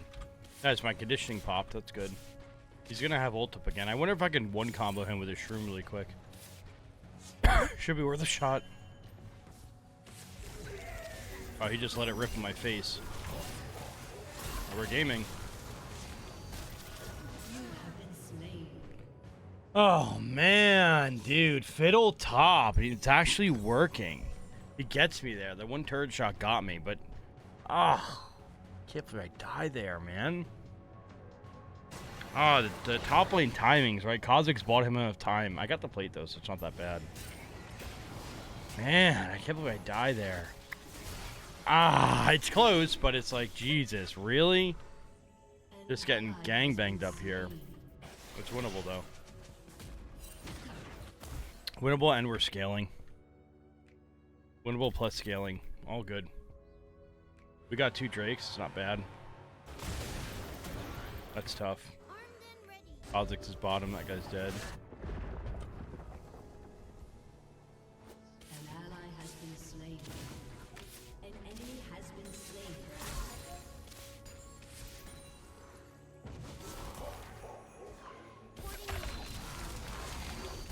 He ate my Shroom. I have what's in now. Okay, we're gaming. Huge. Huge. And I get... Huge. I get a plate, too. I'll die for the plate. I don't care. Nice. We get that full wit's end. We're feeling good. We have the 3 void nuggets, too, to give me a little extra damage. That wit's end, baby. Got that wit's end completed. I'm not going to get another plate, so... Oh, that's huge. Big shutdowns. Just when I thought we were going to lose, there it is. We're so freaking back. I'm not going to get another plate, so we'll probably get another wave and lickety split with our Cole. That probably has TP up, I would think. Yeah, I'm not going to get that turret, no way. Cool. Alright, I'm pretty sure we're going to go Bork second. It's Bork or Terminus, I'm not sure. We'll go Terminus. Terminus is way too damn good not to get second. I like getting BF Sword first. That component's the hardest to grab. Because we have the lifesteal from our runes. Oh, I took Alacrity. I messed up my rune page here. Do you want to take Bloodline or Tenacity? I took Alacrity. I messed up. I fumbled the bag. So I'll need to go Bork for sure third, because I literally have no lifesteal at the moment. Oh, I'm down. Did he see me? Mm. This is fine. Zareth, you got me? Zareth, you got me? Oh no, I freaking went the wrong way. I went the wrong way, and Zareth does not have me confirmed. And my team dies top. Oh, sweet Jesus. I'm just going on this. I don't care if Twitch is coming. Put the word there for Mr. Zareth. Okay, we're gaming. We got the damage. Huge. We'll take it. One kill's better than the other. Alright, Cho'Gath's here, so I'm just gonna base. I'm gonna give him the CS. I don't want to fight him for it. Yeah, we'll go Terminus second, but I definitely fumbled the bag of my runes. I should have Bloodline. This game would be going a lot better if I had Bloodline. Because you need some lifesteal, right? Going on hit Teemo, you're gonna be up in the face. You're gonna be freaking wheeling and dealing. You need that lifesteal to keep you healthy.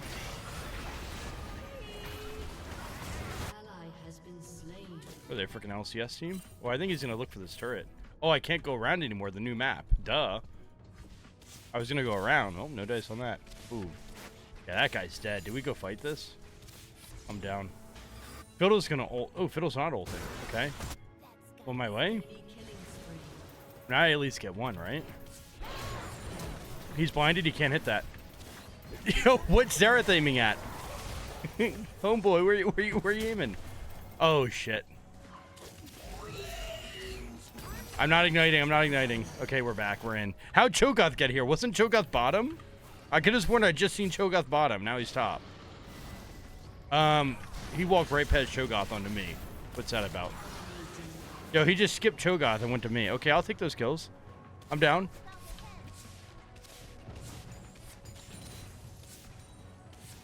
All right, we're freaking back, baby. Tough early game, and now we're cooking. We're cooking fire. We get Terminus and Bork. Again, right? The build, it's meant to be pivoted. There's so many on-hit items to play with. You pretty much are going for on-hit slash tanky, right? It's a balance between getting on-hit damage and tankiness, and that's the balance. That's the hardest part. But you see this game, I'm pivoted, right? Wits End, Terminus, and Bork to get my lifesteal. And that's always going to be the fine balance. You're always going to have to do this pivot, this dance, you know, according to the enemy team, right? Like, if Kha'Zix is 10-1, well, all of a sudden, like, you know, I need to go armor. And then I go any of the new armor items, because, like, there's so many new items to play with, right? You have this one, which rewards being in combat, right? Unending Despair, that's armor. It does damage based on... You heal after X amount of time in combat, it does damage. And randoms is really juicing, right? So it's like, it's always... Build just nuts. Leave it at that. There's so many options, so much to play with. We just walk past. Oh, can I just? Don't mind me. Fiddle's here. I'm gonna walk past Fiddle and go to the team. They don't need me. Nice. Oh god. Oh god. I just ate a lot of damage. Uh oh. Well, what if they kill everybody? It's fine. Nice try. Oh, I just got chunked. Oh, Fiddle's ult. I wonder. Yeah. Oh, okay, Cho'Gath. What a team player. I like that. Dude, that was a lot of damage. I think freaking Kha'Zix ate me up. I guess I don't sell anything here. I can't buy an item.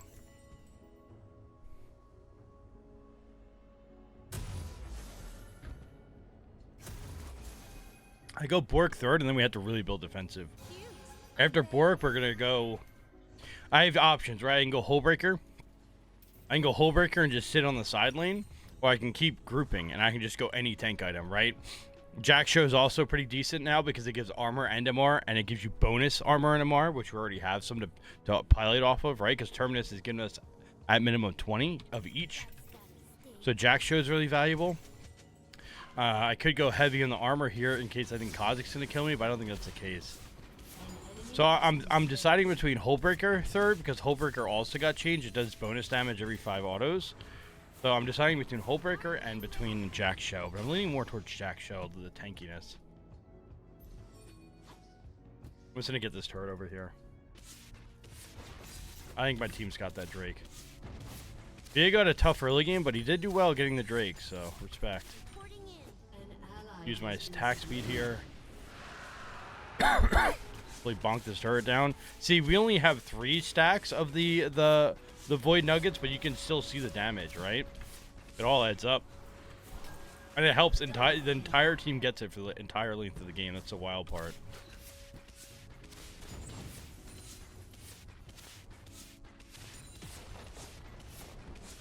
Alright, 600 gold in my pocket. Oh, sweet pea, what are you doing? Come back. You can't jump me and come back and not... Okay, fine. Kha'Zix is here.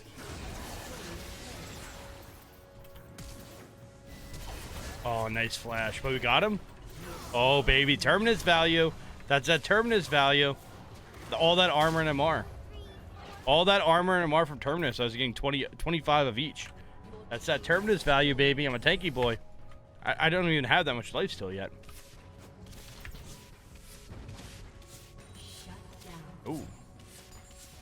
Double ooh. I kind of want to take his camps. I'm already here. Damn, we're starting to roll now. 21 to 30. How'd that happen?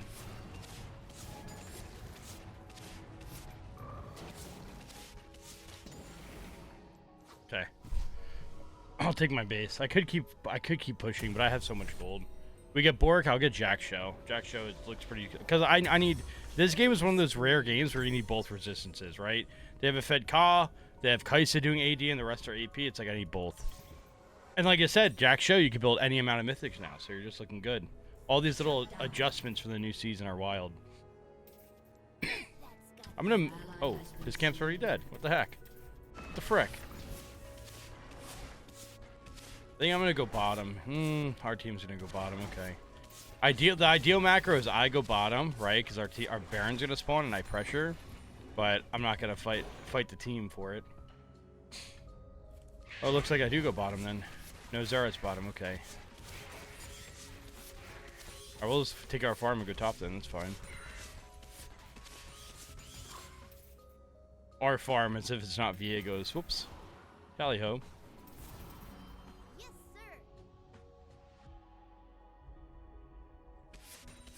Auto, auto, auto. How much life still we have? 8%? Yeah. With the bloodline, I think that would be near towards 16. I'll give you a little bit more.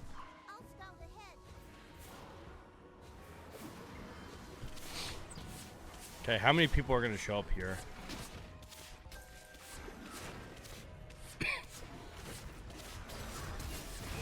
Bro, I worked hard for that. Come back. Nice. Good little dodge on that. Oh, whoa, whoa, whoa, guys. Okay, my bad. Sorry. I mean, I still lasted for a while, but Jesus, guys. It's not that serious. Where'd they all come from? I almost got Zerath, but only if I had Flash. Hey, she wins that. Okay, that was scary. Zerath intercepted Fiddle. It's not bad. Oh, the Cho got TP. I'm gonna head bottom, though. Good luck, guys. I'm gonna keep building my stuff, so we need to get that tankiness. You can see I'm a little squishy, right? Ideally, I see what the better version of this build would be, which, again, requires that knowledge and skill, is if I took my Bloodline Rune to get my lifesteal, then I don't build Bork. Because Bork, you know, Bork is good regardless. It's just a really stacked item, but it is better if they have more HP. So it's like, imagine if I didn't have to build Bork, if I remember the right runes, and I could have went Jack Show instead of Bork second. I could have went like Wit's End into Terminus into Jack Show third, and boom, there's my tankiness. Because I have the lifesteal for my my other thing. Nice, we're about to get Infernal Soul. Yeah, it all ties in. Make sure you know what you're doing. It's tricky, but it's definitely the highest ceiling. I'm milking the Viego's farm, but, you know, it is what it is. He's 4-9. I'm a firm believer in, like, hey, you give the win con what they need to win, right? I don't see how we're going to get this Drake. I mean, I guess I'm kind of down, but it's going to be dicey. If I can push here and not die, that'd be pretty good. How many people are going to be here? I have my tenacity, so he doesn't kill me. Time my Shroom. Okay. That's one. I think I might die to Kha'Zix, so I'll be honest. I'm out! I'm out! I'm running right into the Drake. Frick it. Kha'Zix, please don't kill me, sir. Oh, he's not here. Is this big? Kai'Sa's top? Kai'Sa's hanging out top lane? Don't know why. We'll take it. I'm gonna go mess with Xerath. I'm gonna just run up on him. Okay, well I found the Kha'Zix. I mean, I live though. Do you see how tanky I am? That Kha'Zix has 2.5 items and I don't die. 154 armor. And we kill Kha'Zix, huge.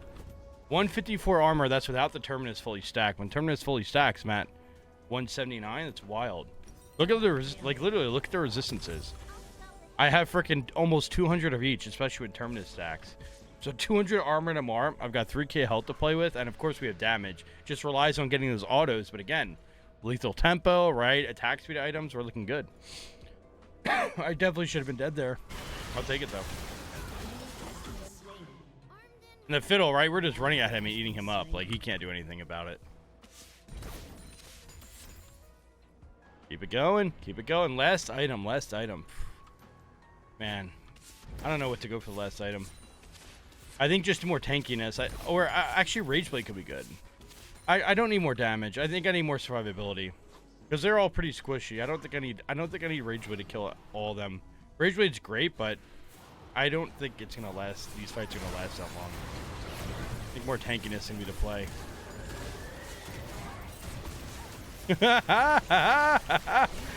Oh, let's go! Oh, I die. Do you see how I'm just in their face? I didn't even play it that well. I could have cut it way harder. But I literally just 2v1'd mid. They're mid and ADC, just autoing, right? I didn't bother dodging anything. Just freaking ran at him. Wild. Yeah, let's get more tankiness this game because I think we do enough damage on the autos. So what is going to be ideal? Kha'Zix is fed. Xerath is okay. Kai'Sa's okay. I do think armor would be better than AP though. Like, it doesn't feel like there's Xerath, Twitch, or Fiddle's killing me. It feels like Kai'Sa and Kha'Zix. So I think it's going to be armor. They don't have any crit, right? Well, Kai'Sa has crit. Kha'Zix has no crit. So it's very minimal value there. Thornmail will be stinky, right? Unending Despair, I'm not that tanky. Probably Zon. I don't really want to go Zonya's. Stoneplate's not in the game anymore either. Rampage. Damn, I don't have that many items. I guess it is Randuin's then. Not that many options to play with, huh? Nothing really screams like this is OP, but it looks like Randuin's probably is the best bang for my buck. Frozen Heart's good, but I need more health. Because the thing with Randuin's, like, you ideally want to use it versus crit users, but even without them having crit, it's still a valuable item. It's so cheap. And the slow is pretty good on Teemo. I'm down to do Baron, Mr. Viego. Look at the Baron pit, new Baron pit. That looks pretty cool. This build also shreds Baron, right? Because on hit, it's like max DPS.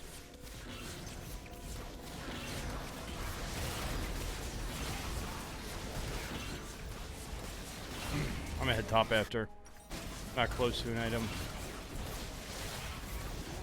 Okay, nice. Okay. Let's push top, make sure we don't die like a dingleberry.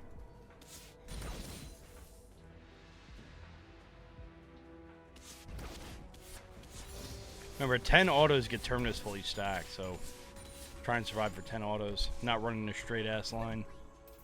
1600 gold is my Randuin's, right? 17. I get like 3.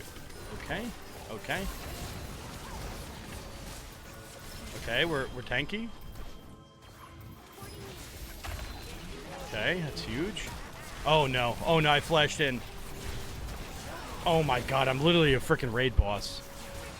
There's no way I should be able to, like, in what universe do I actually kill all 3 there?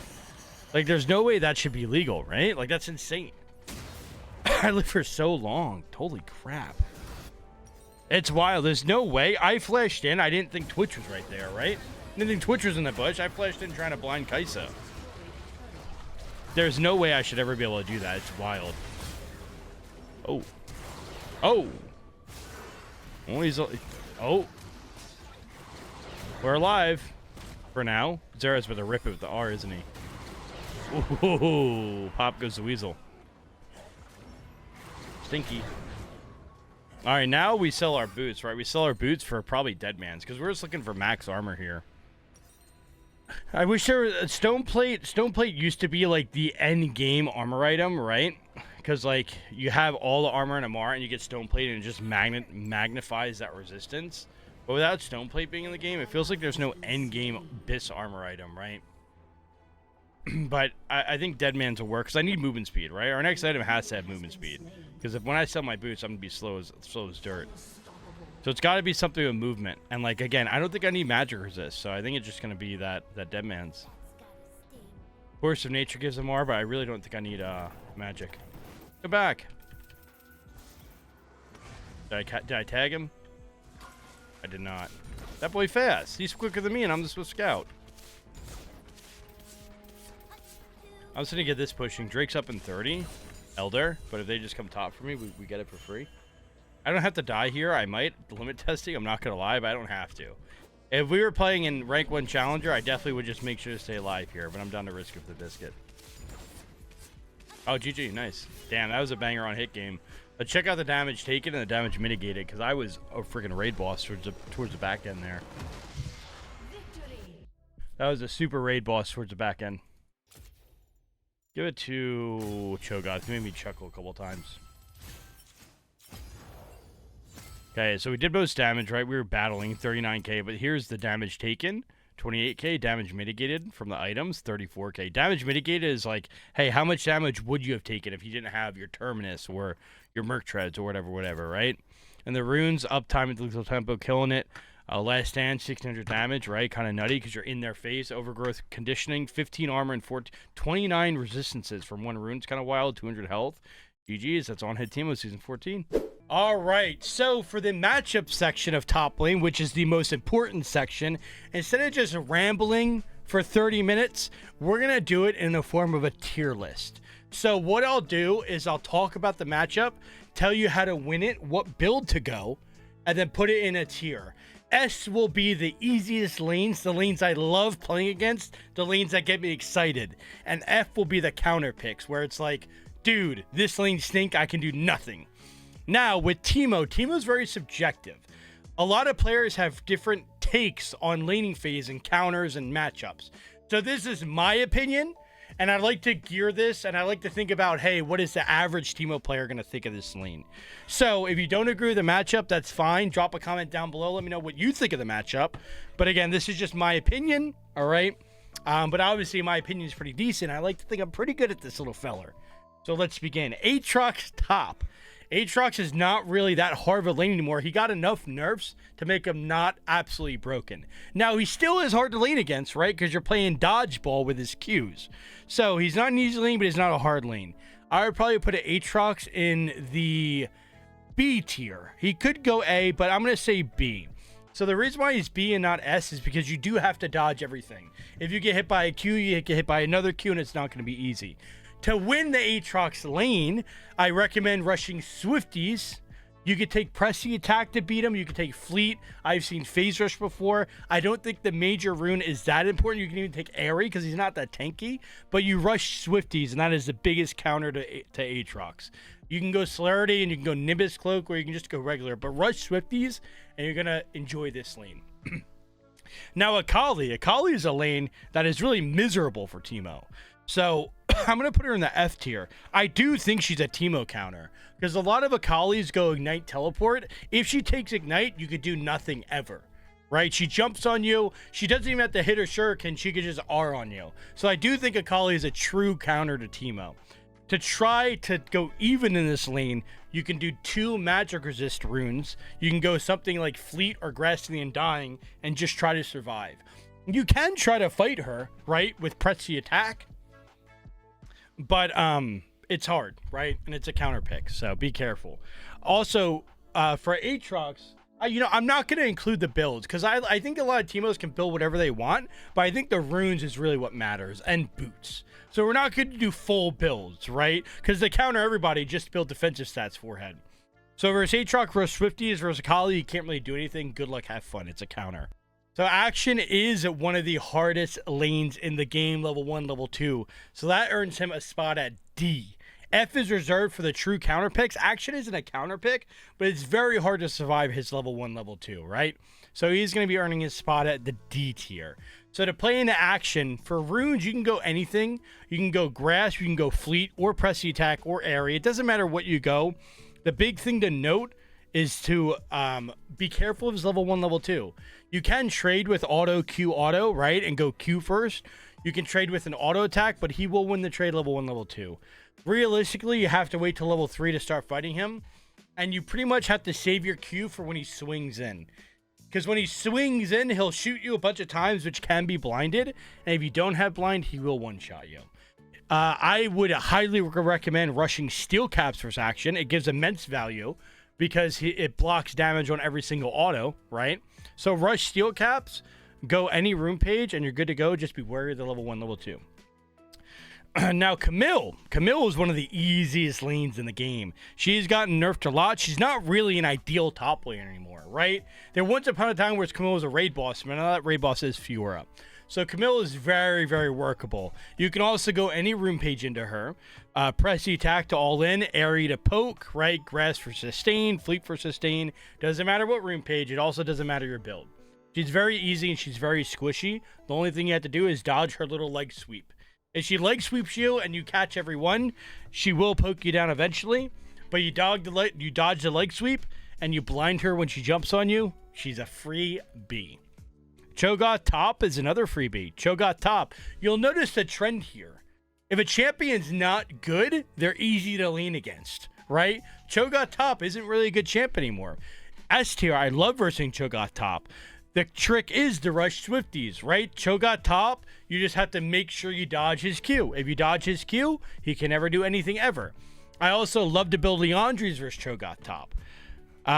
So that's a little tidbit. Cut down also gives immense value versus Cho'Gath top. But realistically, you can go anything you want. Again, with the runes, if you want to kill him, you should go press the attack. If you don't care, you can go any rune you want. Just build Swifties, and you're looking good. Darius top is going to be a hard lane or an easy lane. Darius really can go either way. This matchup is the definition of coin flip. Because I versed Darius before, where I dodge a hook and he looks like a little girl. And I versed Darius before that flash him me level 1 and I die for fun. So this matchup is literally coin flip. It could go either way. It's C tier, right? To verse Darius, of course, right? What do you have to do? You have to dodge the hook. You got to dodge the hook. If you hook you, you die. That's all there is to it. You could rush Swifties. It kind of doesn't do anything if he flash hooks. You could rush steel caps just to be tanky, right? Runes, again, runes don't matter. Grasp, press the attack, airy. We all know what they do, right? Runes don't matter. Boots don't matter. It's all preference. Good luck dodging the hook. There really isn't much more to it. Mundo, again. Wow. Am I a genius? Oh, Mundo stinks. So we kill him. Mundo's a generic tank, but he sucks right now. Mundo's a bad tank. And you may be thinking, Manko, tanks aren't balanced. They're absolutely broken. Mundo's got to be good. Wrong. A lot of tanks aren't balanced or in one-shot you for fun, right? But Mundo is an actual balanced tank. He doesn't have a dash. He just throws cleavers and cries to himself while saying, Mundo. Mundo goes where he pleases. So he sucks. Again, if you want to kill him, you got to go press the attack. Cut down gives value. Leandri shreds him. But realistically, go any room page you want. You just have to dodge the cleaver. He also has his E where he throws it through a minion. So you do have to dodge the E through the minion and the cleaver. So you're going to be dancing a little bit. But even if you catch a couple, they don't do that much damage. So very fun lane. All right, Fiora. Okay, so here's the thing with Fiora. In lane, she's not that bad, right? It's a B tier matchup because Fiora in lane, right? You dodge her parry, you can kill her. But the problem with Fiora is that no matter what you do, she's always going to get the 2 items and 1v9. She's just not balanced, right? So guess what? Fiora is now going to be D tier. Because Fiora in lane B, you can win lane, and if you stomp her, cool. But she's eventually going to 1v1 you. She's eventually going to one-shot you while having Hullbreaker and being full HP and killing everybody on the team and splitting and 1v9ing. So I think she's D tier. She's just an overpowered champ. To win lane, you could go Berserkers and press the attack and try and kill her. You can go Swifties to dodge the parry. You can kind of go anything you want, right? Again, Teemo has a lot of situational picks, right? Each rune does different things. So if you want to kill Fiora, press the attack. If you want to survive, go fleet. But either way, you just really have to dodge your parry. Dodge your parry, be mindful of her vitals, and you're looking A-OK. Gangplank top. Gangplank top is misery. This champion's broken, but Solar Baka has brainwashed everybody to make it seem like he's the only good Gangplank. But let me tell you, if the Gangplank is anything higher than bronze, that champion is loaded to the gills, okay? They can go first strike or grasp and get full value. Guess what? Teemo can't. Teemo can't go first strike or grasp and get full value. He has sustain with his W. He has poke with his barrel. He has a CC cleanse. He has an R that's global that slows. Oh, guess what? He gets free gold for fun. Every 100 CS Gangplank gets, he gets frickin' 50 for free because he's bored, right? So Gangplank is actually a really bad matchup for Teemo. What counters Gangplank is alling him early or alling in him and kill him, but Teemo can't do that. So again, I always assume these matchups if the people are evenly skilled. If you're going against a Gangplank first time, he's going to look like a noob. But this is like assuming both players are equal skill. Teemo can't do anything versus Gangplank. I personally like going Grasp or Fleet. That's like my mandatory rune page for Gangplank, Grasp or Fleet. Because you can actually go Sustain versus Sustain. Grasp, you can auto-Q him every time he Qs you, and it's actually workable. And then level 6, you can start cheesing. You can go Steel Caps as well. Steel Caps is a mega value versus him, but you don't have to. Everything else is normal, right? But Gangplank's definitely F tier. Okay, Garen. A lot of noobs think Garen's S tier, okay? See, the thing with Garen is that he is an S tier to lane against, right? You pretty much get to bully him till level 6. But when level 6 hits, he can kill you for fun. All game. So I'm going to put him to C tier. So the thing about Garen is that people think Teemo counter him. Teemo counters him level 1 through 5. And then level 6, he can one-shot you, especially if he takes Ignite. Now, the thing is, every champion counters Garen 1 through 5. Every champion stops Garen 1 through 5, but guess what? Doran Shield, second win. Doran Shield, second win. He has 4 health bars you have to get through. And what does Teemo do? Poke. So the thing about Garen is that, yes, you win level 1 through 5. Easy. But in level 6, he can kill you whenever he wants. All he needs is one bush. Guess what? The Summoner's Rift has a lot of bushes on him, and he kills you. So, C tier. You can beat him, you can kill him, you can outplay him, especially at lower elo, but he's always going to get to do Garen things, which is very hard and cannot be underestimated. What to take into Garen? If you want to kill him, go press the attack. If you want to farm, you can go Grasp and just use him for Grasp procs. If you want to scale, you can go First Strike and farm him for gold. Totally up to you, right? Boots, same deal. I wouldn't recommend building tanky versus Garen, because if you buy Steel Caps, if you buy Hullbreaker, if you buy Zanya's, guess what? He still one-shot you. His ult is true damage. It's really fun and cool. So, don't go tanky. Any rune page really is fine. Depends on what you want to do. Gnar, S tier. This little bastard stinks. Nobody plays Gnar. Wonder why. The only person playing Gnar is Summit in pro play, right? And he's not even in LCS anymore. Gnar is a competitive exclusive pick. If you pick Gnar in solo queue, you may as well FF, right? The champion is just super outdated. He has very specific windows he has to play around, and that's not good for solo queue because everybody fights all the time. So Gnar is S tier. Thing about Gnar is that the only thing you have to do is not fight him when he's level 6, right? He gets level 6, you wait 10 seconds, and then you go kill him. That's the only thing. So sure, if you're on his tower harassing him and he hits level 6, you're probably dead. But literally, you have to just not fight for 10 seconds, right? No other champion's like that. It's free. Just don't fight it for 10 seconds. If you want to kill him, press the attack. Same deal. Any rune doesn't matter. They each offer their own way of playing. Very free lane. Gragas top is actually a miserable lane, but nobody really plays Gragas top. Gragas top also got nerfed. So Gragas top, if it was only laning phase, it would be F tier. But the thing is, Gragas isn't good anymore, right? If you notice, Akali and Gangplank, good champions, Akali especially. Bad lane, plus it's a good champ, right? Gragas no longer a good champ top. So C to D tier. Wherever you want to pick that, I think it's both fine. Gragas wins lane, but then after lane, Gragas top really isn't that good. So, Gragas, you have to dodge his Q, and you have to not get hit by his E, right? Which is very hard. That's 2 abilities out of 3 you have to dodge. Swifties is really good versus Gragas. Sustain's really good versus Gragas. So if you want to go Swifties, I would recommend. Fleet Footwork, also really good into Gragas, right? Because he throws a barrel, you auto a minion. The interaction's pretty genius, right? As he's throwing the barrel, you auto minion and skirt out of there. So I would say actually go fleet footwork 100% of the time. You can go press the attack and try and kill him. You can go grasp. It's fine, fine, fine. Recommendation, Swifties and fleet. Gwendolyn. Okay, so Gwendolyn, right? This champion is not good right now. Wow, I see a trend here, right? Not good champions. But Gwendolyn actually kind of counters you, right? She has an ability that makes her invulnerable to auto attacks, invulnerable to ranged. Right? So Gwendolyn can literally go invulnerable to your range attacks. And she can all in you. But she's a bad champion. So I would say put her in B tier. Maybe A tier. I really like leading versus Gwen. She can one-shot you at level 6, but it's really hard for her to. Because her ult's not easy to hit. So A or B tier, I'm not really sure. I'll put her at A. So, yeah, we'll put her at A tier. And remember, S tier are the lanes we love versing. F tiers are the lane that counters you.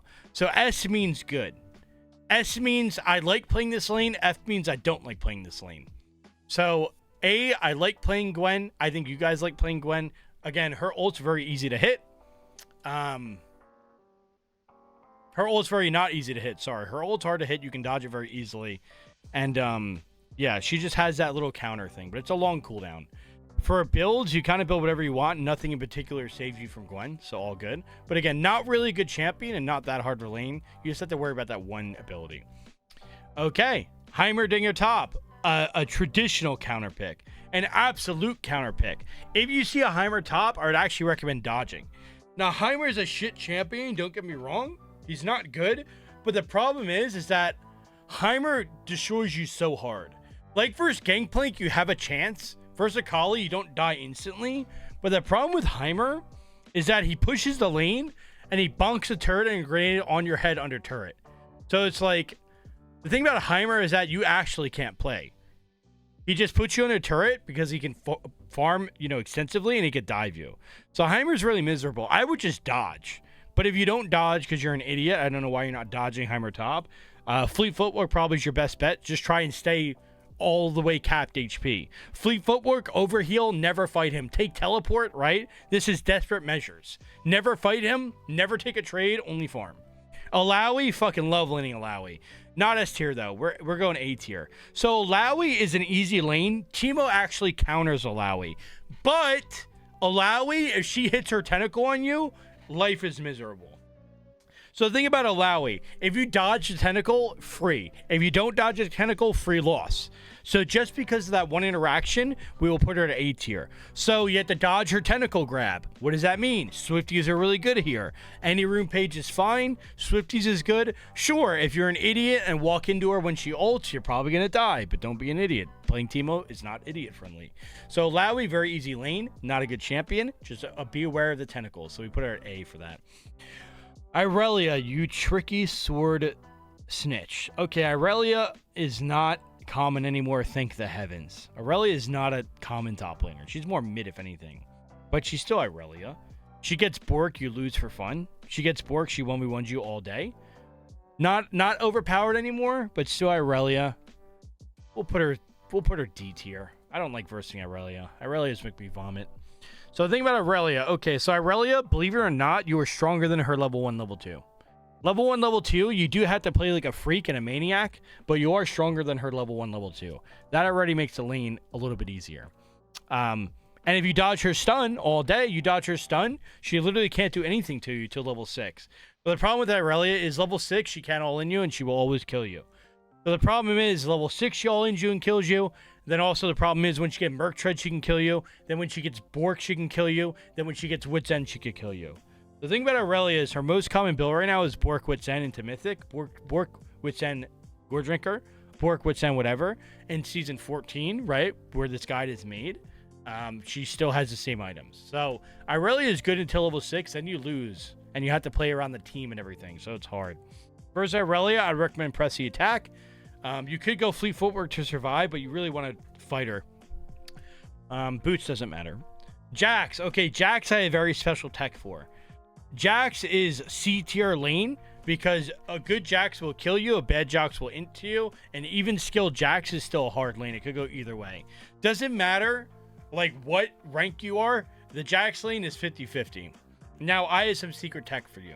The best tech versus Jax, press the attack, and then you go bone plating, unflinching secondary. Press the attack, presence of mind, tenacity instead of alacrity, bone plating, unflinching. What this does is every time he jumps on you and stuns you, you're stunned for half a second, so you can break out and poop on him. The thing why this rune page is so good is because Jax is guaranteed to jump on you. You can't dodge Jax jumping on you. Press his Q, right? That's what makes the lane so hard. So he's guaranteed to jump on you. You have unflinching and bone plating, so he's guaranteed to jump on you, and you're guaranteed to reduce his damage by 300 bone plating, and you're guaranteed to reduce his stun with tenacity and unflinching. This helps the lane tenfold, makes it actually playable. You always go press the attack in this lane, because like I said, Jax is going to jump on you. There's nothing you can do about it. There is some dark tech with phase rush. Pretty much he jumps on you and you skirt out of there with phase rush. It's very high skill cap. I will say that is a good rune page, right? But it's very high skill cap. I don't recommend if you're under like masters. So press the attack and just duking it out is the way to go. Jace, another coin flip lane. Same deal. He could kill you. You could kill him. Even if you're both even skilled, the lane could go either way.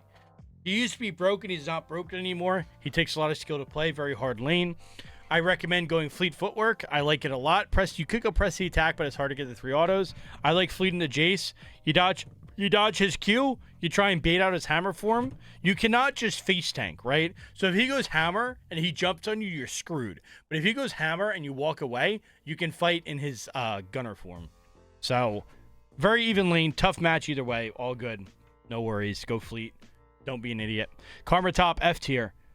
I think Karma top is a lane I don't think any top laner wants to verse, right? They lock in Karma top, you flame them on site, you start all chatting, right? Even though you're playing Teemo, you say range top laner, heck W, right? Because like they're sinning with Teemo, and they're sinning committing mass murder, and that's a Karma player, right? No offense, obviously. So Karma top is the worst lane for literally everybody top lane. They also like to go tank Karma, which is really fun, forehead. So Karma top, miserable lane. You can't do anything, right? Same with Heimer. This is Heimer 2.0. You take fleet, you take grasp, you do anything to survive. You don't trade, you don't poke. She's got to be really bad for you to kill her. Miserable lane, not playable. Take TP, don't die. She isn't good in the team fights, right? She's not good later in the game, but the lane is so bad it's F tier. But on the flip side, Kale. Kale is a ranged minion with a sword. Who plays Kale? Couldn't tell you. She dies in one hit. She literally can't do anything to level 16. I'm not even going to talk about the Kale matchup. She does nothing to level 16. Just kill her. Do anything. Just kill her. Take any rune. Build freaking aid. Build lethality. I don't care. Build support items. Who cares? Just kill her. Or farm and not die. It's fine. Kennen top. Kennen's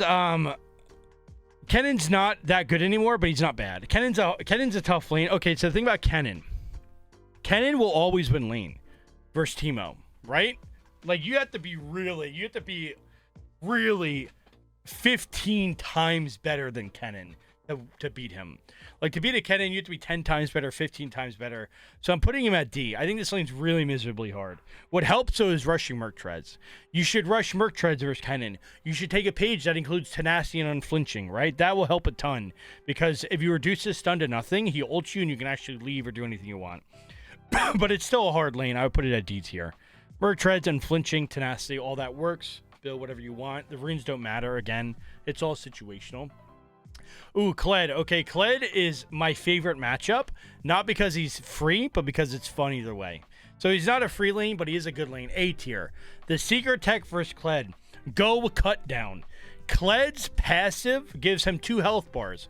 One on Scarl and one he gets demounted from Scarl. But guess what? They both count for cut down. So cut down in Liandry's is the forbidden Jujutsu OP tech. It does massive damage. So with Kled, the early game is dicey. Kled can kill you level 1, level 2. You do have to dodge his stuff, and you also have to think about his passive, right? And keep tabs on, is he going to remount? If he remounts, you lose. If he doesn't remount, you have a chance. It's good to save your blind for when he demounts. That's a little tip. But really, go cut down, go Liandry's. Any boots are fine. Swifty does dodge if you want Berserkers to kill him. But the big thing is avoiding his passive, remount, blinding when he demounts. It's really important. Lilia top's not played, so we're just gonna disregard Lilia top. Same with Lucian top. These champs aren't played anymore. I'm going to do laners that are only played top. Malphite top is actually really hard. It's playable, but it's hard. I'll put it in D tier. I don't think he counters you, but I think it's a really disgustingly hard lane. So the tech versus Malphite, that will help you out a ton. 2 magic resist runes, Grassity and Dying. And with Malphite, you go 2 MR runes, you go Grassity and Dying, and you have to play every time he Qs you, you have to auto Q him. No exceptions. If he Qs you and you don't auto Q, you're going to lose. He does a lot of damage early. But every time he Qs you and you auto Q with Grasp and you have the 2 MR runes, it's actually winnable. I recommend going Omnivamp into him. Whatever Omnivamp item you can go for. Or if not, that's totally fine. Grass heals as well. Auto Q into every Q. And then you can actually win. Be careful. Level 60 kills you. Level 60 definitely kills you. So, unlucky. He's also really good in team fights. So, it's definitely a D tier matchup. But you can win. Maokai top isn't played anymore, but I'll put him here just because. He's pretty free. I'll put him A tier. Maokai's a tank that isn't a tank anymore. Maokai, okay, a broken tank is a tank that can still one-shot you, right? That's what a broken tank looks like. Ornn is the biggest sinner, right? Ornn is a sinner. In the tier list, Volley is a sinner, right? Because those are tank champs that one-shot you. But Maokai's a tank champ that can't one-shot you. So a tank champ that can't one-shot you, it's kind of stinky. That's just a clear sign of being underpowered. So Maokai's good in the jungle role and the support role because he sets up fights, right? But in top lane, you have to lane. And level 6, he can set up a gank. That's it. But A tier. Runes and build don't matter. No boots really help. You just kind of kill him. He jumps on you. You auto him back. Run him down. He's not played that much anywhere, so I'm not going to put too much time. All right, Mordekaiser. So Mordekaiser is the biggest low elo Teemo main destroyer. I've heard horror tales of bronze and silver Teemo mains, even gold Teemo mains, about the terrors of Mordekaiser. But he's not that bad of a lane. So he isn't a good lane, I'm not saying that. But F tier is reserved for lanes you can't even think about doing anything, right? He's a D tier lane. He's not going to instantly kill you. He's not unplayable. He's very hard, but it's not miserably unplayable. So versus Mordekaiser, guess what? Rush Swifties. Mordekaiser, you have to dodge 2 abilities, his Q and D. So rush Swifties. Also level 6, you have to pretty much not go near him. So level 6, when he has R, you can't walk up to him, right? You have to play on your turret. It's a very hard lane. It's not easy. So, one thing, do not rush QSS. If you rush QSS, I'm going to fine you, and I'm going to revoke your Teemo license, okay? There is one person who goes QSS in a Mord, but guess what? That person isn't high ranked anymore. Do you want to listen to a high ranking official, or do you want to be a noob? Okay? Don't say it, don't spray it, is what the saying goes. If you go QSS in a Mord, you're spending 1,300 gold to remove his ult. Guess what? He's going to ult someone else, and they're not going to have QSS. And now you're going to do no damage because your build is Swark Boots QSS. So don't go QSS. Dodge his stuff. Don't poke him under turret with his ult, and you'll be okay. Nasus top. Okay, this freaking dog, okay? I love dogs, and I hate Nasus. Nasus is the most secretly broken champ in the game. I don't know how people don't see it, but this champ is actually broken, okay? He goes Doran's Ring early game, and he freaking does his Spirit Fire on your face, and he kills you for fun. And then level 6, he kills you. And also, he just withers you, so you can't do anything. Oh, guess what? His passive gives 400% lifesteal, and he goes Doran's Shield. So you're never killing him. So he doesn't die. You get slowed by 80%. He just burns you to death with Spirit Fire. He scales, and he goes level 6 and kills you for fun. He's F tier. I don't understand. I don't get it. I unironically think FaZe Rush is getting into this lane. I think FaZe Rush is trolling 9 times out of 10, but FaZe Rush is actually goaded into this lane, so if you take it, I won't flame you. But yeah, good luck. I don't know. Why is he so broken? How come nobody talks about it? I couldn't tell you. These things are just like the way it goes. All right, anyway. If he's a noob, that's fine, but we're assuming these opponents are equal skill. Olaf top. Olaf top could be F, but I don't think so. Olaf top is very miserable, right? The thing about Olaf top, he hits one axe on you, you die for fun. So he hits one axe, and then he hits another axe, you die. But of course, going Swifties kind of saves this. So, like, it is possible. The difference is F tier, you can't do anything. F tier, you can't do anything. Even if Jesus Christ came down and was controlling your keyboard, you still can't do anything. D, you actually have a chance, right? So D tier is really not fun, really unplayable, but you have a chance. So Olaf is exactly D tier. You go Swifties, you don't get hit by a Q. And if you don't get hit by one Q, you don't get hit by any Q, right? You don't also, by the way, you don't have to go Swifties in these lanes. It's not a requirement. I'm just saying it helps. But then level 6, you don't fight him. Ornn. Okay, Ornn is B tier. So Ornn is the demon tank, right? Ornn is a tank that also gets to one-shot you, which is really fun and cool and very interactive. I love League of Legends. See him smiling. You see that? I like League of Legends. Ornn's really fun. He does max health damage because he's bored of killing people, so they just give him max health damage for cool beans. He also upgrades his teammates' items, so he scales. Why is he in B tier? The champ's broken. We'll do C tier. A lot of Ornns, right? They don't know how to combo well. You don't often verse a good Ornn. The day I lane against Macro, the day I retire from League of Legends. He's a challenger Ornn main on EU West. So yeah. Now he's not unplayable, right? Just dodge forehead. You take Swifties and you dodge his combo, and you're fine. But the tricky thing with Ornn is that your auto range is the same as his breath range. So it's very common you going for an auto and he breathes on you. It's an even trade of damage, and then he hits you in the head with his spike and you die. So it's like, sure, go Swifties if you want, dodge his stuff, but you're still going to take damage. So it's an unequal trade, but it is possible. He doesn't just look at you and you die. It is possible to kill him. He's not required to hit his stuff on you. So it is not that terrible of a lane, but I personally think the champ's broken. Pantheon is a terrible lane. I'm not going to put him F tier, though. That's reserved for the special spawns of Satan. No pun intended. Little Devil Teemo. I'm a freaking genius. But he's a D tier because he's not fun. Very common for Pantheon top to go Ignite Pressy Attack. If a Pantheon top goes Ignite Pressy Attack, you hug that turret harder than you ever did. You go Steel Caps, right? Going Flinching because his stun's unavoidable. Another unflinching Legend Tenacity play. Steel Caps. Arm Guard, right? Try and survive. I forgot to mention Arm Guard. Arm Guard is good in lanes where you cannot avoid their damage, right? So Arm Guard versus Pantheon's great. Arm Guard is not good versus Jax because he does a lot of AP damage. Arm Guard is not good versus Garen because he does true damage, or Fiora. But Arm Guard is good versus Irelia. Arm Guard is good versus Darius a little bit, not that good. Arm Guard is good versus Gangplank. Pretty much if they don't do true damage, Arm Guard is good. Yeah, Pantheon, unavoidable, unflinching tenacity, Steel Caps, whatever you do to survive, Fleet, Grass, whatever you do to survive.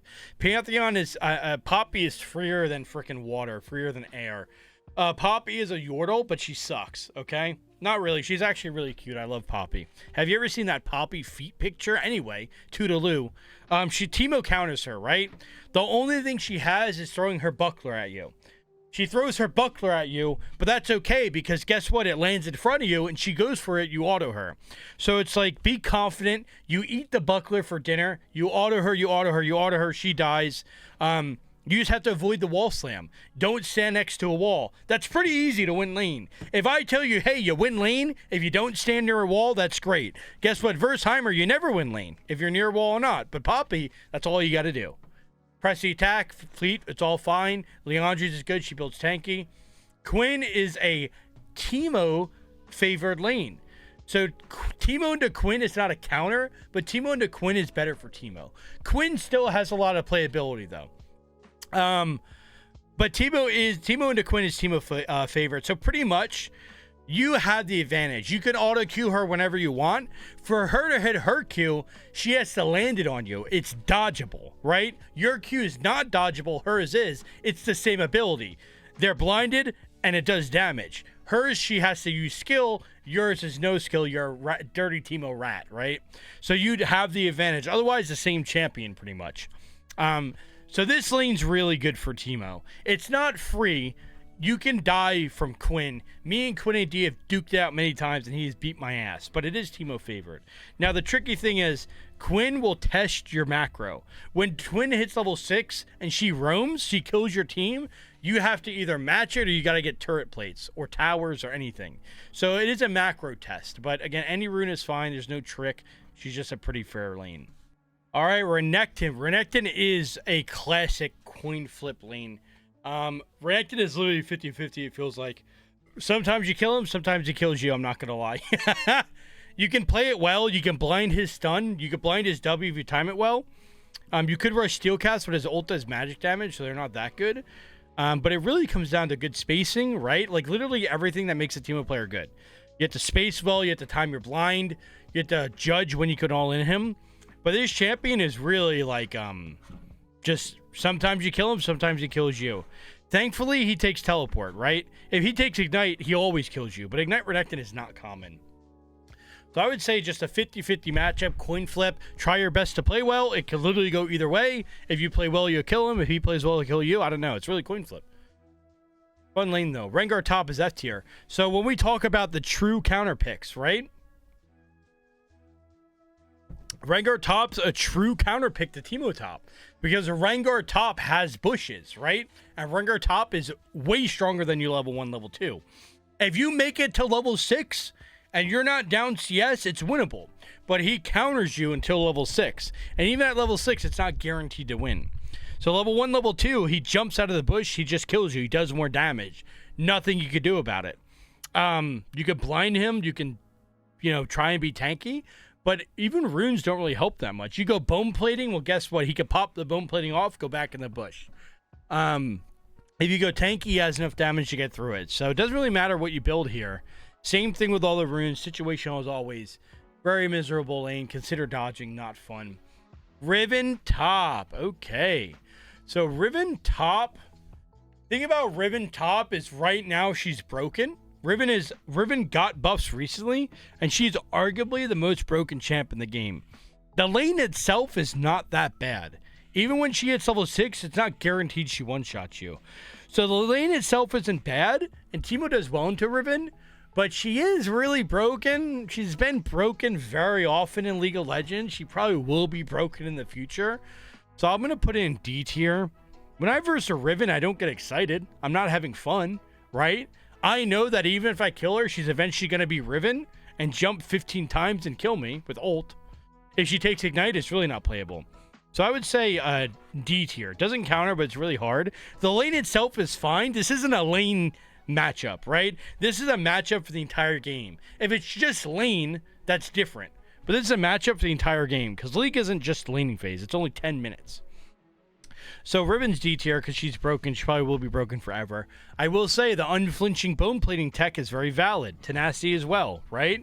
She's guaranteed to eventually jump on you and stun you, and you can reduce her stun. Bone plating is also really good into Riven because she's an all-in champ. Very few Rivens will Q and poke you, right? So bone plating, unflinching, tenacity, that tech is good. Steel caps, again, really good versus Riven. Rumble top, true counter pick. Rumble's been a Teemo counter pick since season 1. Back when Dyrus was playing Rumble, it countered Teemo, right? It still does. Rumble's had a resurgence of pick and solo Q. Rumble's Ignite is nasty. It's a good champion that also counters Teemo. Try and go tanky, right? You can kill him in certain windows, but it's really, really disgustingly hard. So I would say try and go tanky. The double magic resist works out well. But really just try and survive. It's not much to it. Any runes are fine. There's no secret build. We're going to skip the Tom Kench because a viewer asked so, okay? Tom Kench is insanely easy. Tom Kench sucks. He's a tank that stinks. The only thing about Tom Kench is his level 1 through 5 is hard. But it's barely hard. Literally, Tom Kench stinks. Rush Swifties. If you want to kill him, go press the attack, right? He literally can't do anything if he dodges Q. But also, his stuff's really easy to dodge.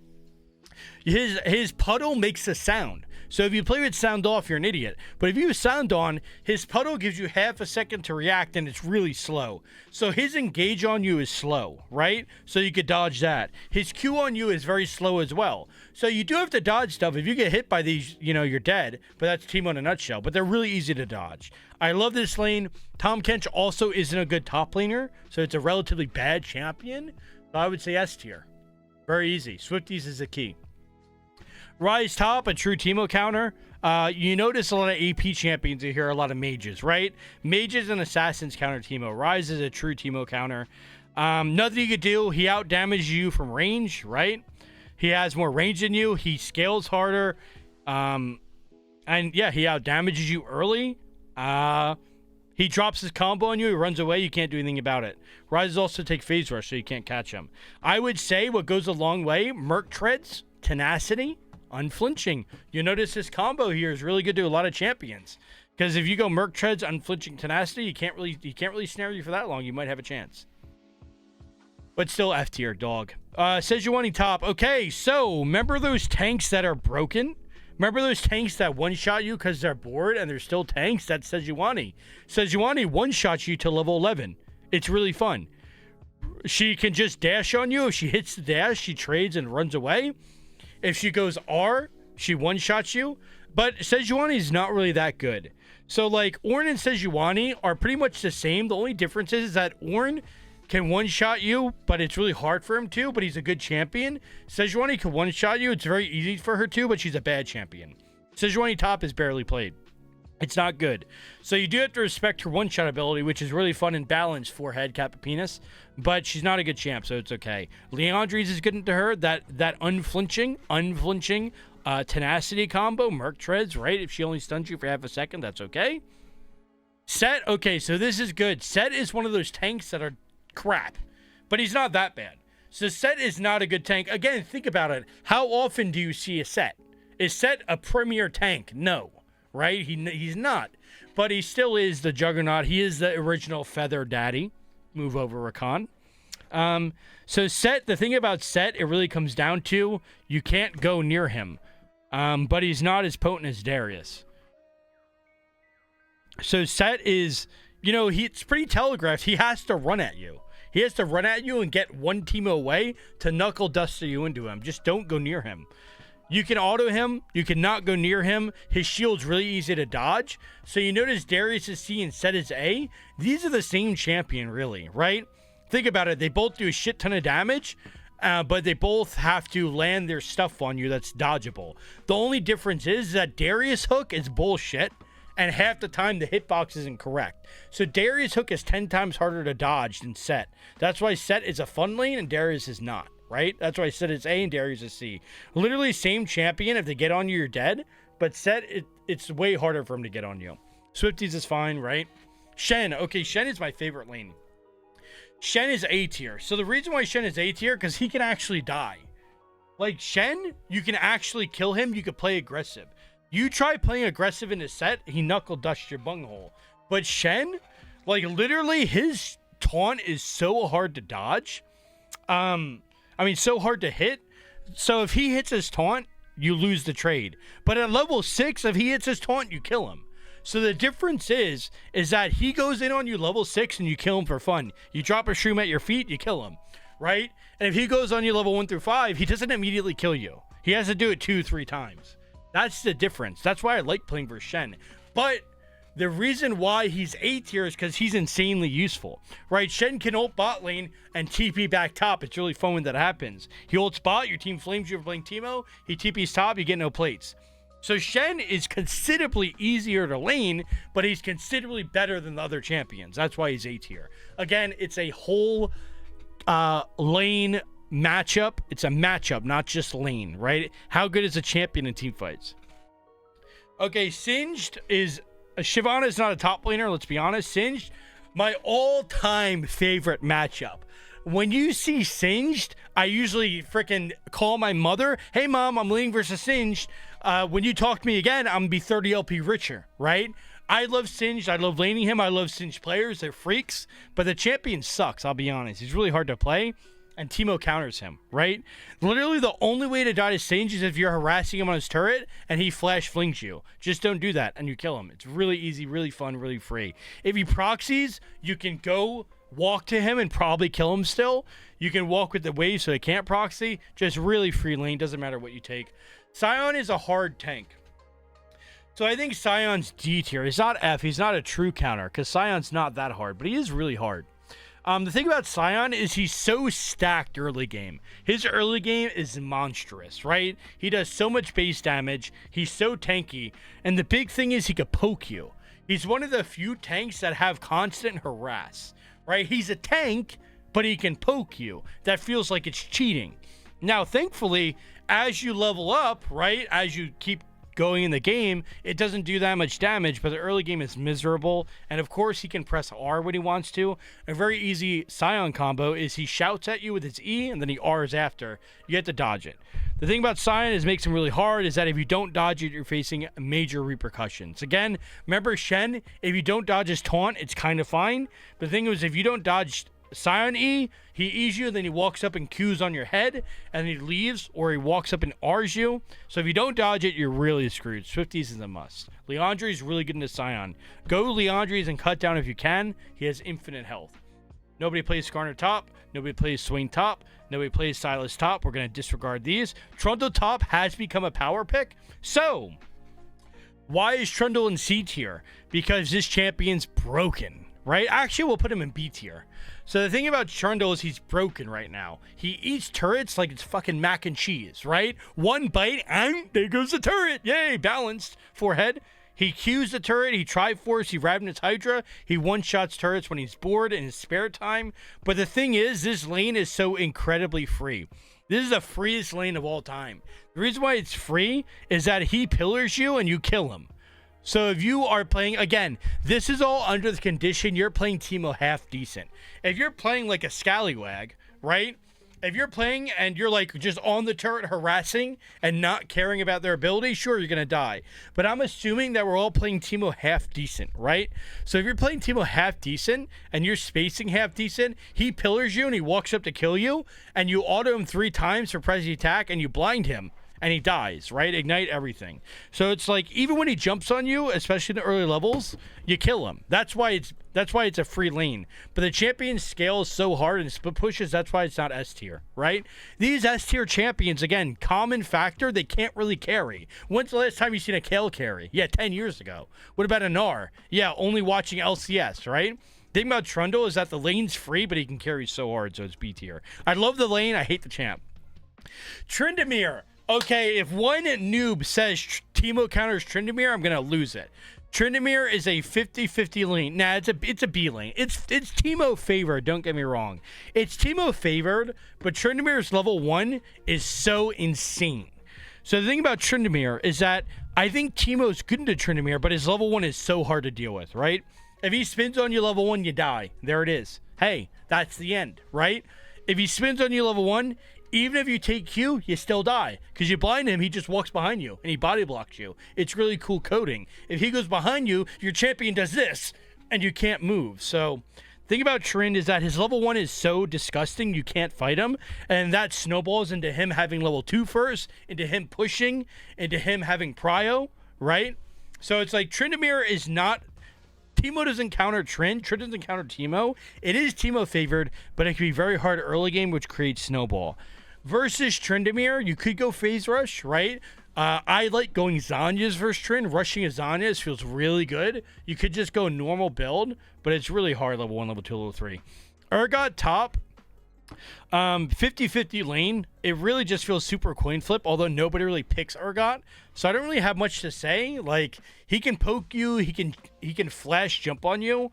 The flash flip is really hard to avoid. But realistically, nobody plays Urgot. I don't want to talk about too much of the matchups that people don't really play, right? Urgot's 50-50. It's really just him about having flash. If he has flash, he can kill you. If he doesn't, he really can't. You can kill him pretty easily. Poke all in. Doesn't matter. Rune's items don't matter. I don't know. Coin flip. Vayne top. It's being played more. Vayne top actually is C tier. At one point in League, you countered Vayne, but not really that much anymore. A lot of ADCs get very tanky very quick, right? Whether it's Fleet Footwork healing them, whether it's buying Hex Drinker or Wit's End, right? The thing is, Teemo used to counter ADCs back in the day, but he no longer does. Because you can't one-shot ADCs anymore. So it's like, you can't one-shot Vayne. You auto-Q her a tickle, she heals it back, right? You can't one-shot her level 6. So she can push the lane on you. She can heal, she can sustain. You can auto-Q her, you can poke, you can fight back. What I'm trying to get at here is it really could go either way, right? It could go either way. If this was Varus top, F tier lane, because Varus is broken, right? But Vayne's not. It could go either way. Viego top, not a thing. Vlad top. I think Vlad's a true counter. No, he's D tier. Vlad's not a true counter. Vlad does do really well in the Teemo. D tier isn't a true counter, but it's a piss lane. Vlad does really well in the Teemo because pretty much with Vlad, if you go auto for auto Q every time he Qs, he wins, right? Because he Qs you and heals, you auto Q him and you don't heal, right? So the thing is that Vlad lane, you don't just beat him, right? He can sustain. He chooses whether or not he dies, right? So you're never going to be able to kill him if he doesn't want to die. Because he can heal, he can sustain, he can pool, right? If you finally get that kill on him, he pools and leaves. What are you going to do? Nothing. So the thing about Vlad, he's not a good lane. He doesn't counter you. He's kind of weak early, but you can never really do anything, which feels like ass. Volley is C tier. Volley is one of those champions that's a tank that likes to one-shot you and disable your turret because it's very fun and cool and interactive. But the thing about Volley is that his conditions are very specific. There's very few times he can kill you, right? He has some annoying pokes, sure. But the thing about Volley is that at the end of the day, every time he runs at you, you can blind that. And if you can't blind a Volley running at you, you're 80 years old and have arthritis, right? Because it is slow as heck. And you can blind him so easily. So the thing is, for him to outplay that, he has to Q and run at you, and he has to keep running past you and hold his stun. It's not really easy. But the thing about Volley is level 6, he wipes the floor with you. If it's just like mano-a-mano, right? He can catch you easily. But again, he can't really kill you that easily. It's not like boom, insta-kill, right? Nasus, he withers you and runs you down like the dog that you are. Volley, it's outplayable. His ult lasts very few times. What I'm getting at here is that it's not really that hard of a lane, but it's not an easy lane. You beat him, but be cautious. Runes and builds don't matter, really. Yeah, it's a fun lane, though. Warwick top is free as air. Warwick top is actually being played enough to call him a top laner instead of a jungler. I think Warwick top's more common than jungle. Warwick top goes barrier. Literally, the only thing about Warwick is that you can't get baited. Warwick top relies on him going barrier and you committing to him when he's low, and he barrier and heals up to full. But the thing about Teemo is that you're swift and he can't hit you. He literally cannot hit you if you're playing max range. So he can Q through a minion and get the fear on you only if you're silly. If you're playing max range, he can never even think about touching you. You can't say that for a lot of champs, right? Like, look at every other champ in the game. Shen can E onto you. Warwick can't. Warwick literally can't do anything to level 6. And at level 6, a max range ult is not easy to hit. So Warwick is free. You just have to not get baited by him being low HP. I will say rushing Oblivion Orb versus him actually is really good. It's very few times where that's good. Also, it's good versus Aurelia, by the way. But Warwick and Aurelia are probably the only lanes where I would say rushing Oblivion Orb is actually worth it. Because 90% of their kit is about healing, right? Wukong top is 50-50. Wukong top's not a good top laner anymore. That's why. If he's a good top laner, it's F tier. Because Wukong does really well in the Teemo. He can clone and just jump on you, right? He can jump on you whenever he wants and do considerable damage. The problem is that he's not a good champ. So like that damage isn't going to kill you early. Level 6, he can jump on you and kill you, but again, it takes a lot from him. It takes you being out of position. It's not like boom, you die. It's like boom, he tickles you for 70% of your HP, but you still live, right? And he's not really a good champion. He can teamfight well, but nobody's playing Wukong top because of numbers, right? So Steel Caps is really good into this champ. Although he has Armor Pen, it's still good. Arm Guard's really good. You can go survivability or you can go PT and kill him. It's fine. Now, these little wind shitters are both F tier. These champs unironically counter you. So Yasuo counters you because he has a wind wall, right? Also, Yasuo is insanely strong early game. So Yasuo is really good level 1, level 2, level 3. And guess what? He has a wind wall. So when he puts his wind wall down, you can't hit him. Wow, that's literally countered. You're literally countered. He has a wind wall where you can't do anything. Yeah, that's called being countered. Yasuo's not broken anymore, so after lane it does get easier, but he's still a fine champion. Now, the thing about Yone, okay, so here's the catch. Yone lane isn't miserable. It's not fun, and you can't really kill him. He can easily kill you. You have to work really hard to kill him, right? But the thing about Yone is that champ's OP. He's been OP since birth. He's always going to be OP. So the thing is that his lane's fine. You're not going to get one-tapped. At level 6, he can one-tap you. The thing about Yone is you can't build resistances. Because guess what? If you go armor, well, he does magic damage. And he has armor and magic pen. It's really fun. Did you know that? Here, let me show you so we can be depressed together. Oh, I can't. My keyboard's not working. Anyway, Yone does hybrid pen just because he's bored. He also does some magic damage, and he also has a lot of healing, and he has CC, and he has an ability that amplifies his damage. So as I'm saying here, he's not, like, technically you can have favorable trades. You always have to dodge his Q. If you don't dodge his Q, your ass is grass. You can have favorable trades, but realistically, he just heals it up, and he kills you eventually. So it's not an easy lane. The wind shitters are both F tier. All right, we're getting to the end here. This is the last matchup. We're not going to do Zac or Ziggs. Last matchup is Yorick. Yorick is actually not an easy lane, right? Yorick can kill you very easily with his range cools. He throws them on your face and you die. Can happen very, very easily. But with Yorick, he's a bad champion. Why pick Yorick when you can pick Fiora? Why pick Yorick when you can pick Irelia? Why pick Yorick when you can pick literally any other top laner that can split push, right? The thing about Yorick is that, so a broken champion like Fiora, they can split push and they can team fight. The thing about Yorick is that if you put him in a team fight, dude's a cannon minion. So Yorick is only a split pusher. And in solo queue split pushing, you cannot only split push. You have to be able to threaten the split push and threaten the team fight. Yorick can't even think about team fighting. So the fact of the matter is, lane's not easy, but you know he's going to split all game and you can kill him. So now, why is this hard? Because in lower elo you go, macro is very hard to come by. He's a macro test, right? Him and Quinn are both macro tests. So not a hard lane, but not a good champion. Go whatever you want. Swifties, again, is good because you're majorly dodging things. And that wraps up our top lane Teemo matchups. I did it this way so we can have a little tier list for it, along with the explanations and builds. I hope you enjoyed. Drop comments down below on whatever you agree with, whatever you disagree with. And if a champion isn't mentioned, because this is a tier list maker, right? That had the most champs I could find. If a champion that isn't mentioned you're struggling against, drop a comment down below. I'll answer it in the comments. So yeah, I hope you enjoyed. I hope this helped out a ton. And let's terrorize some noobs in Season 14.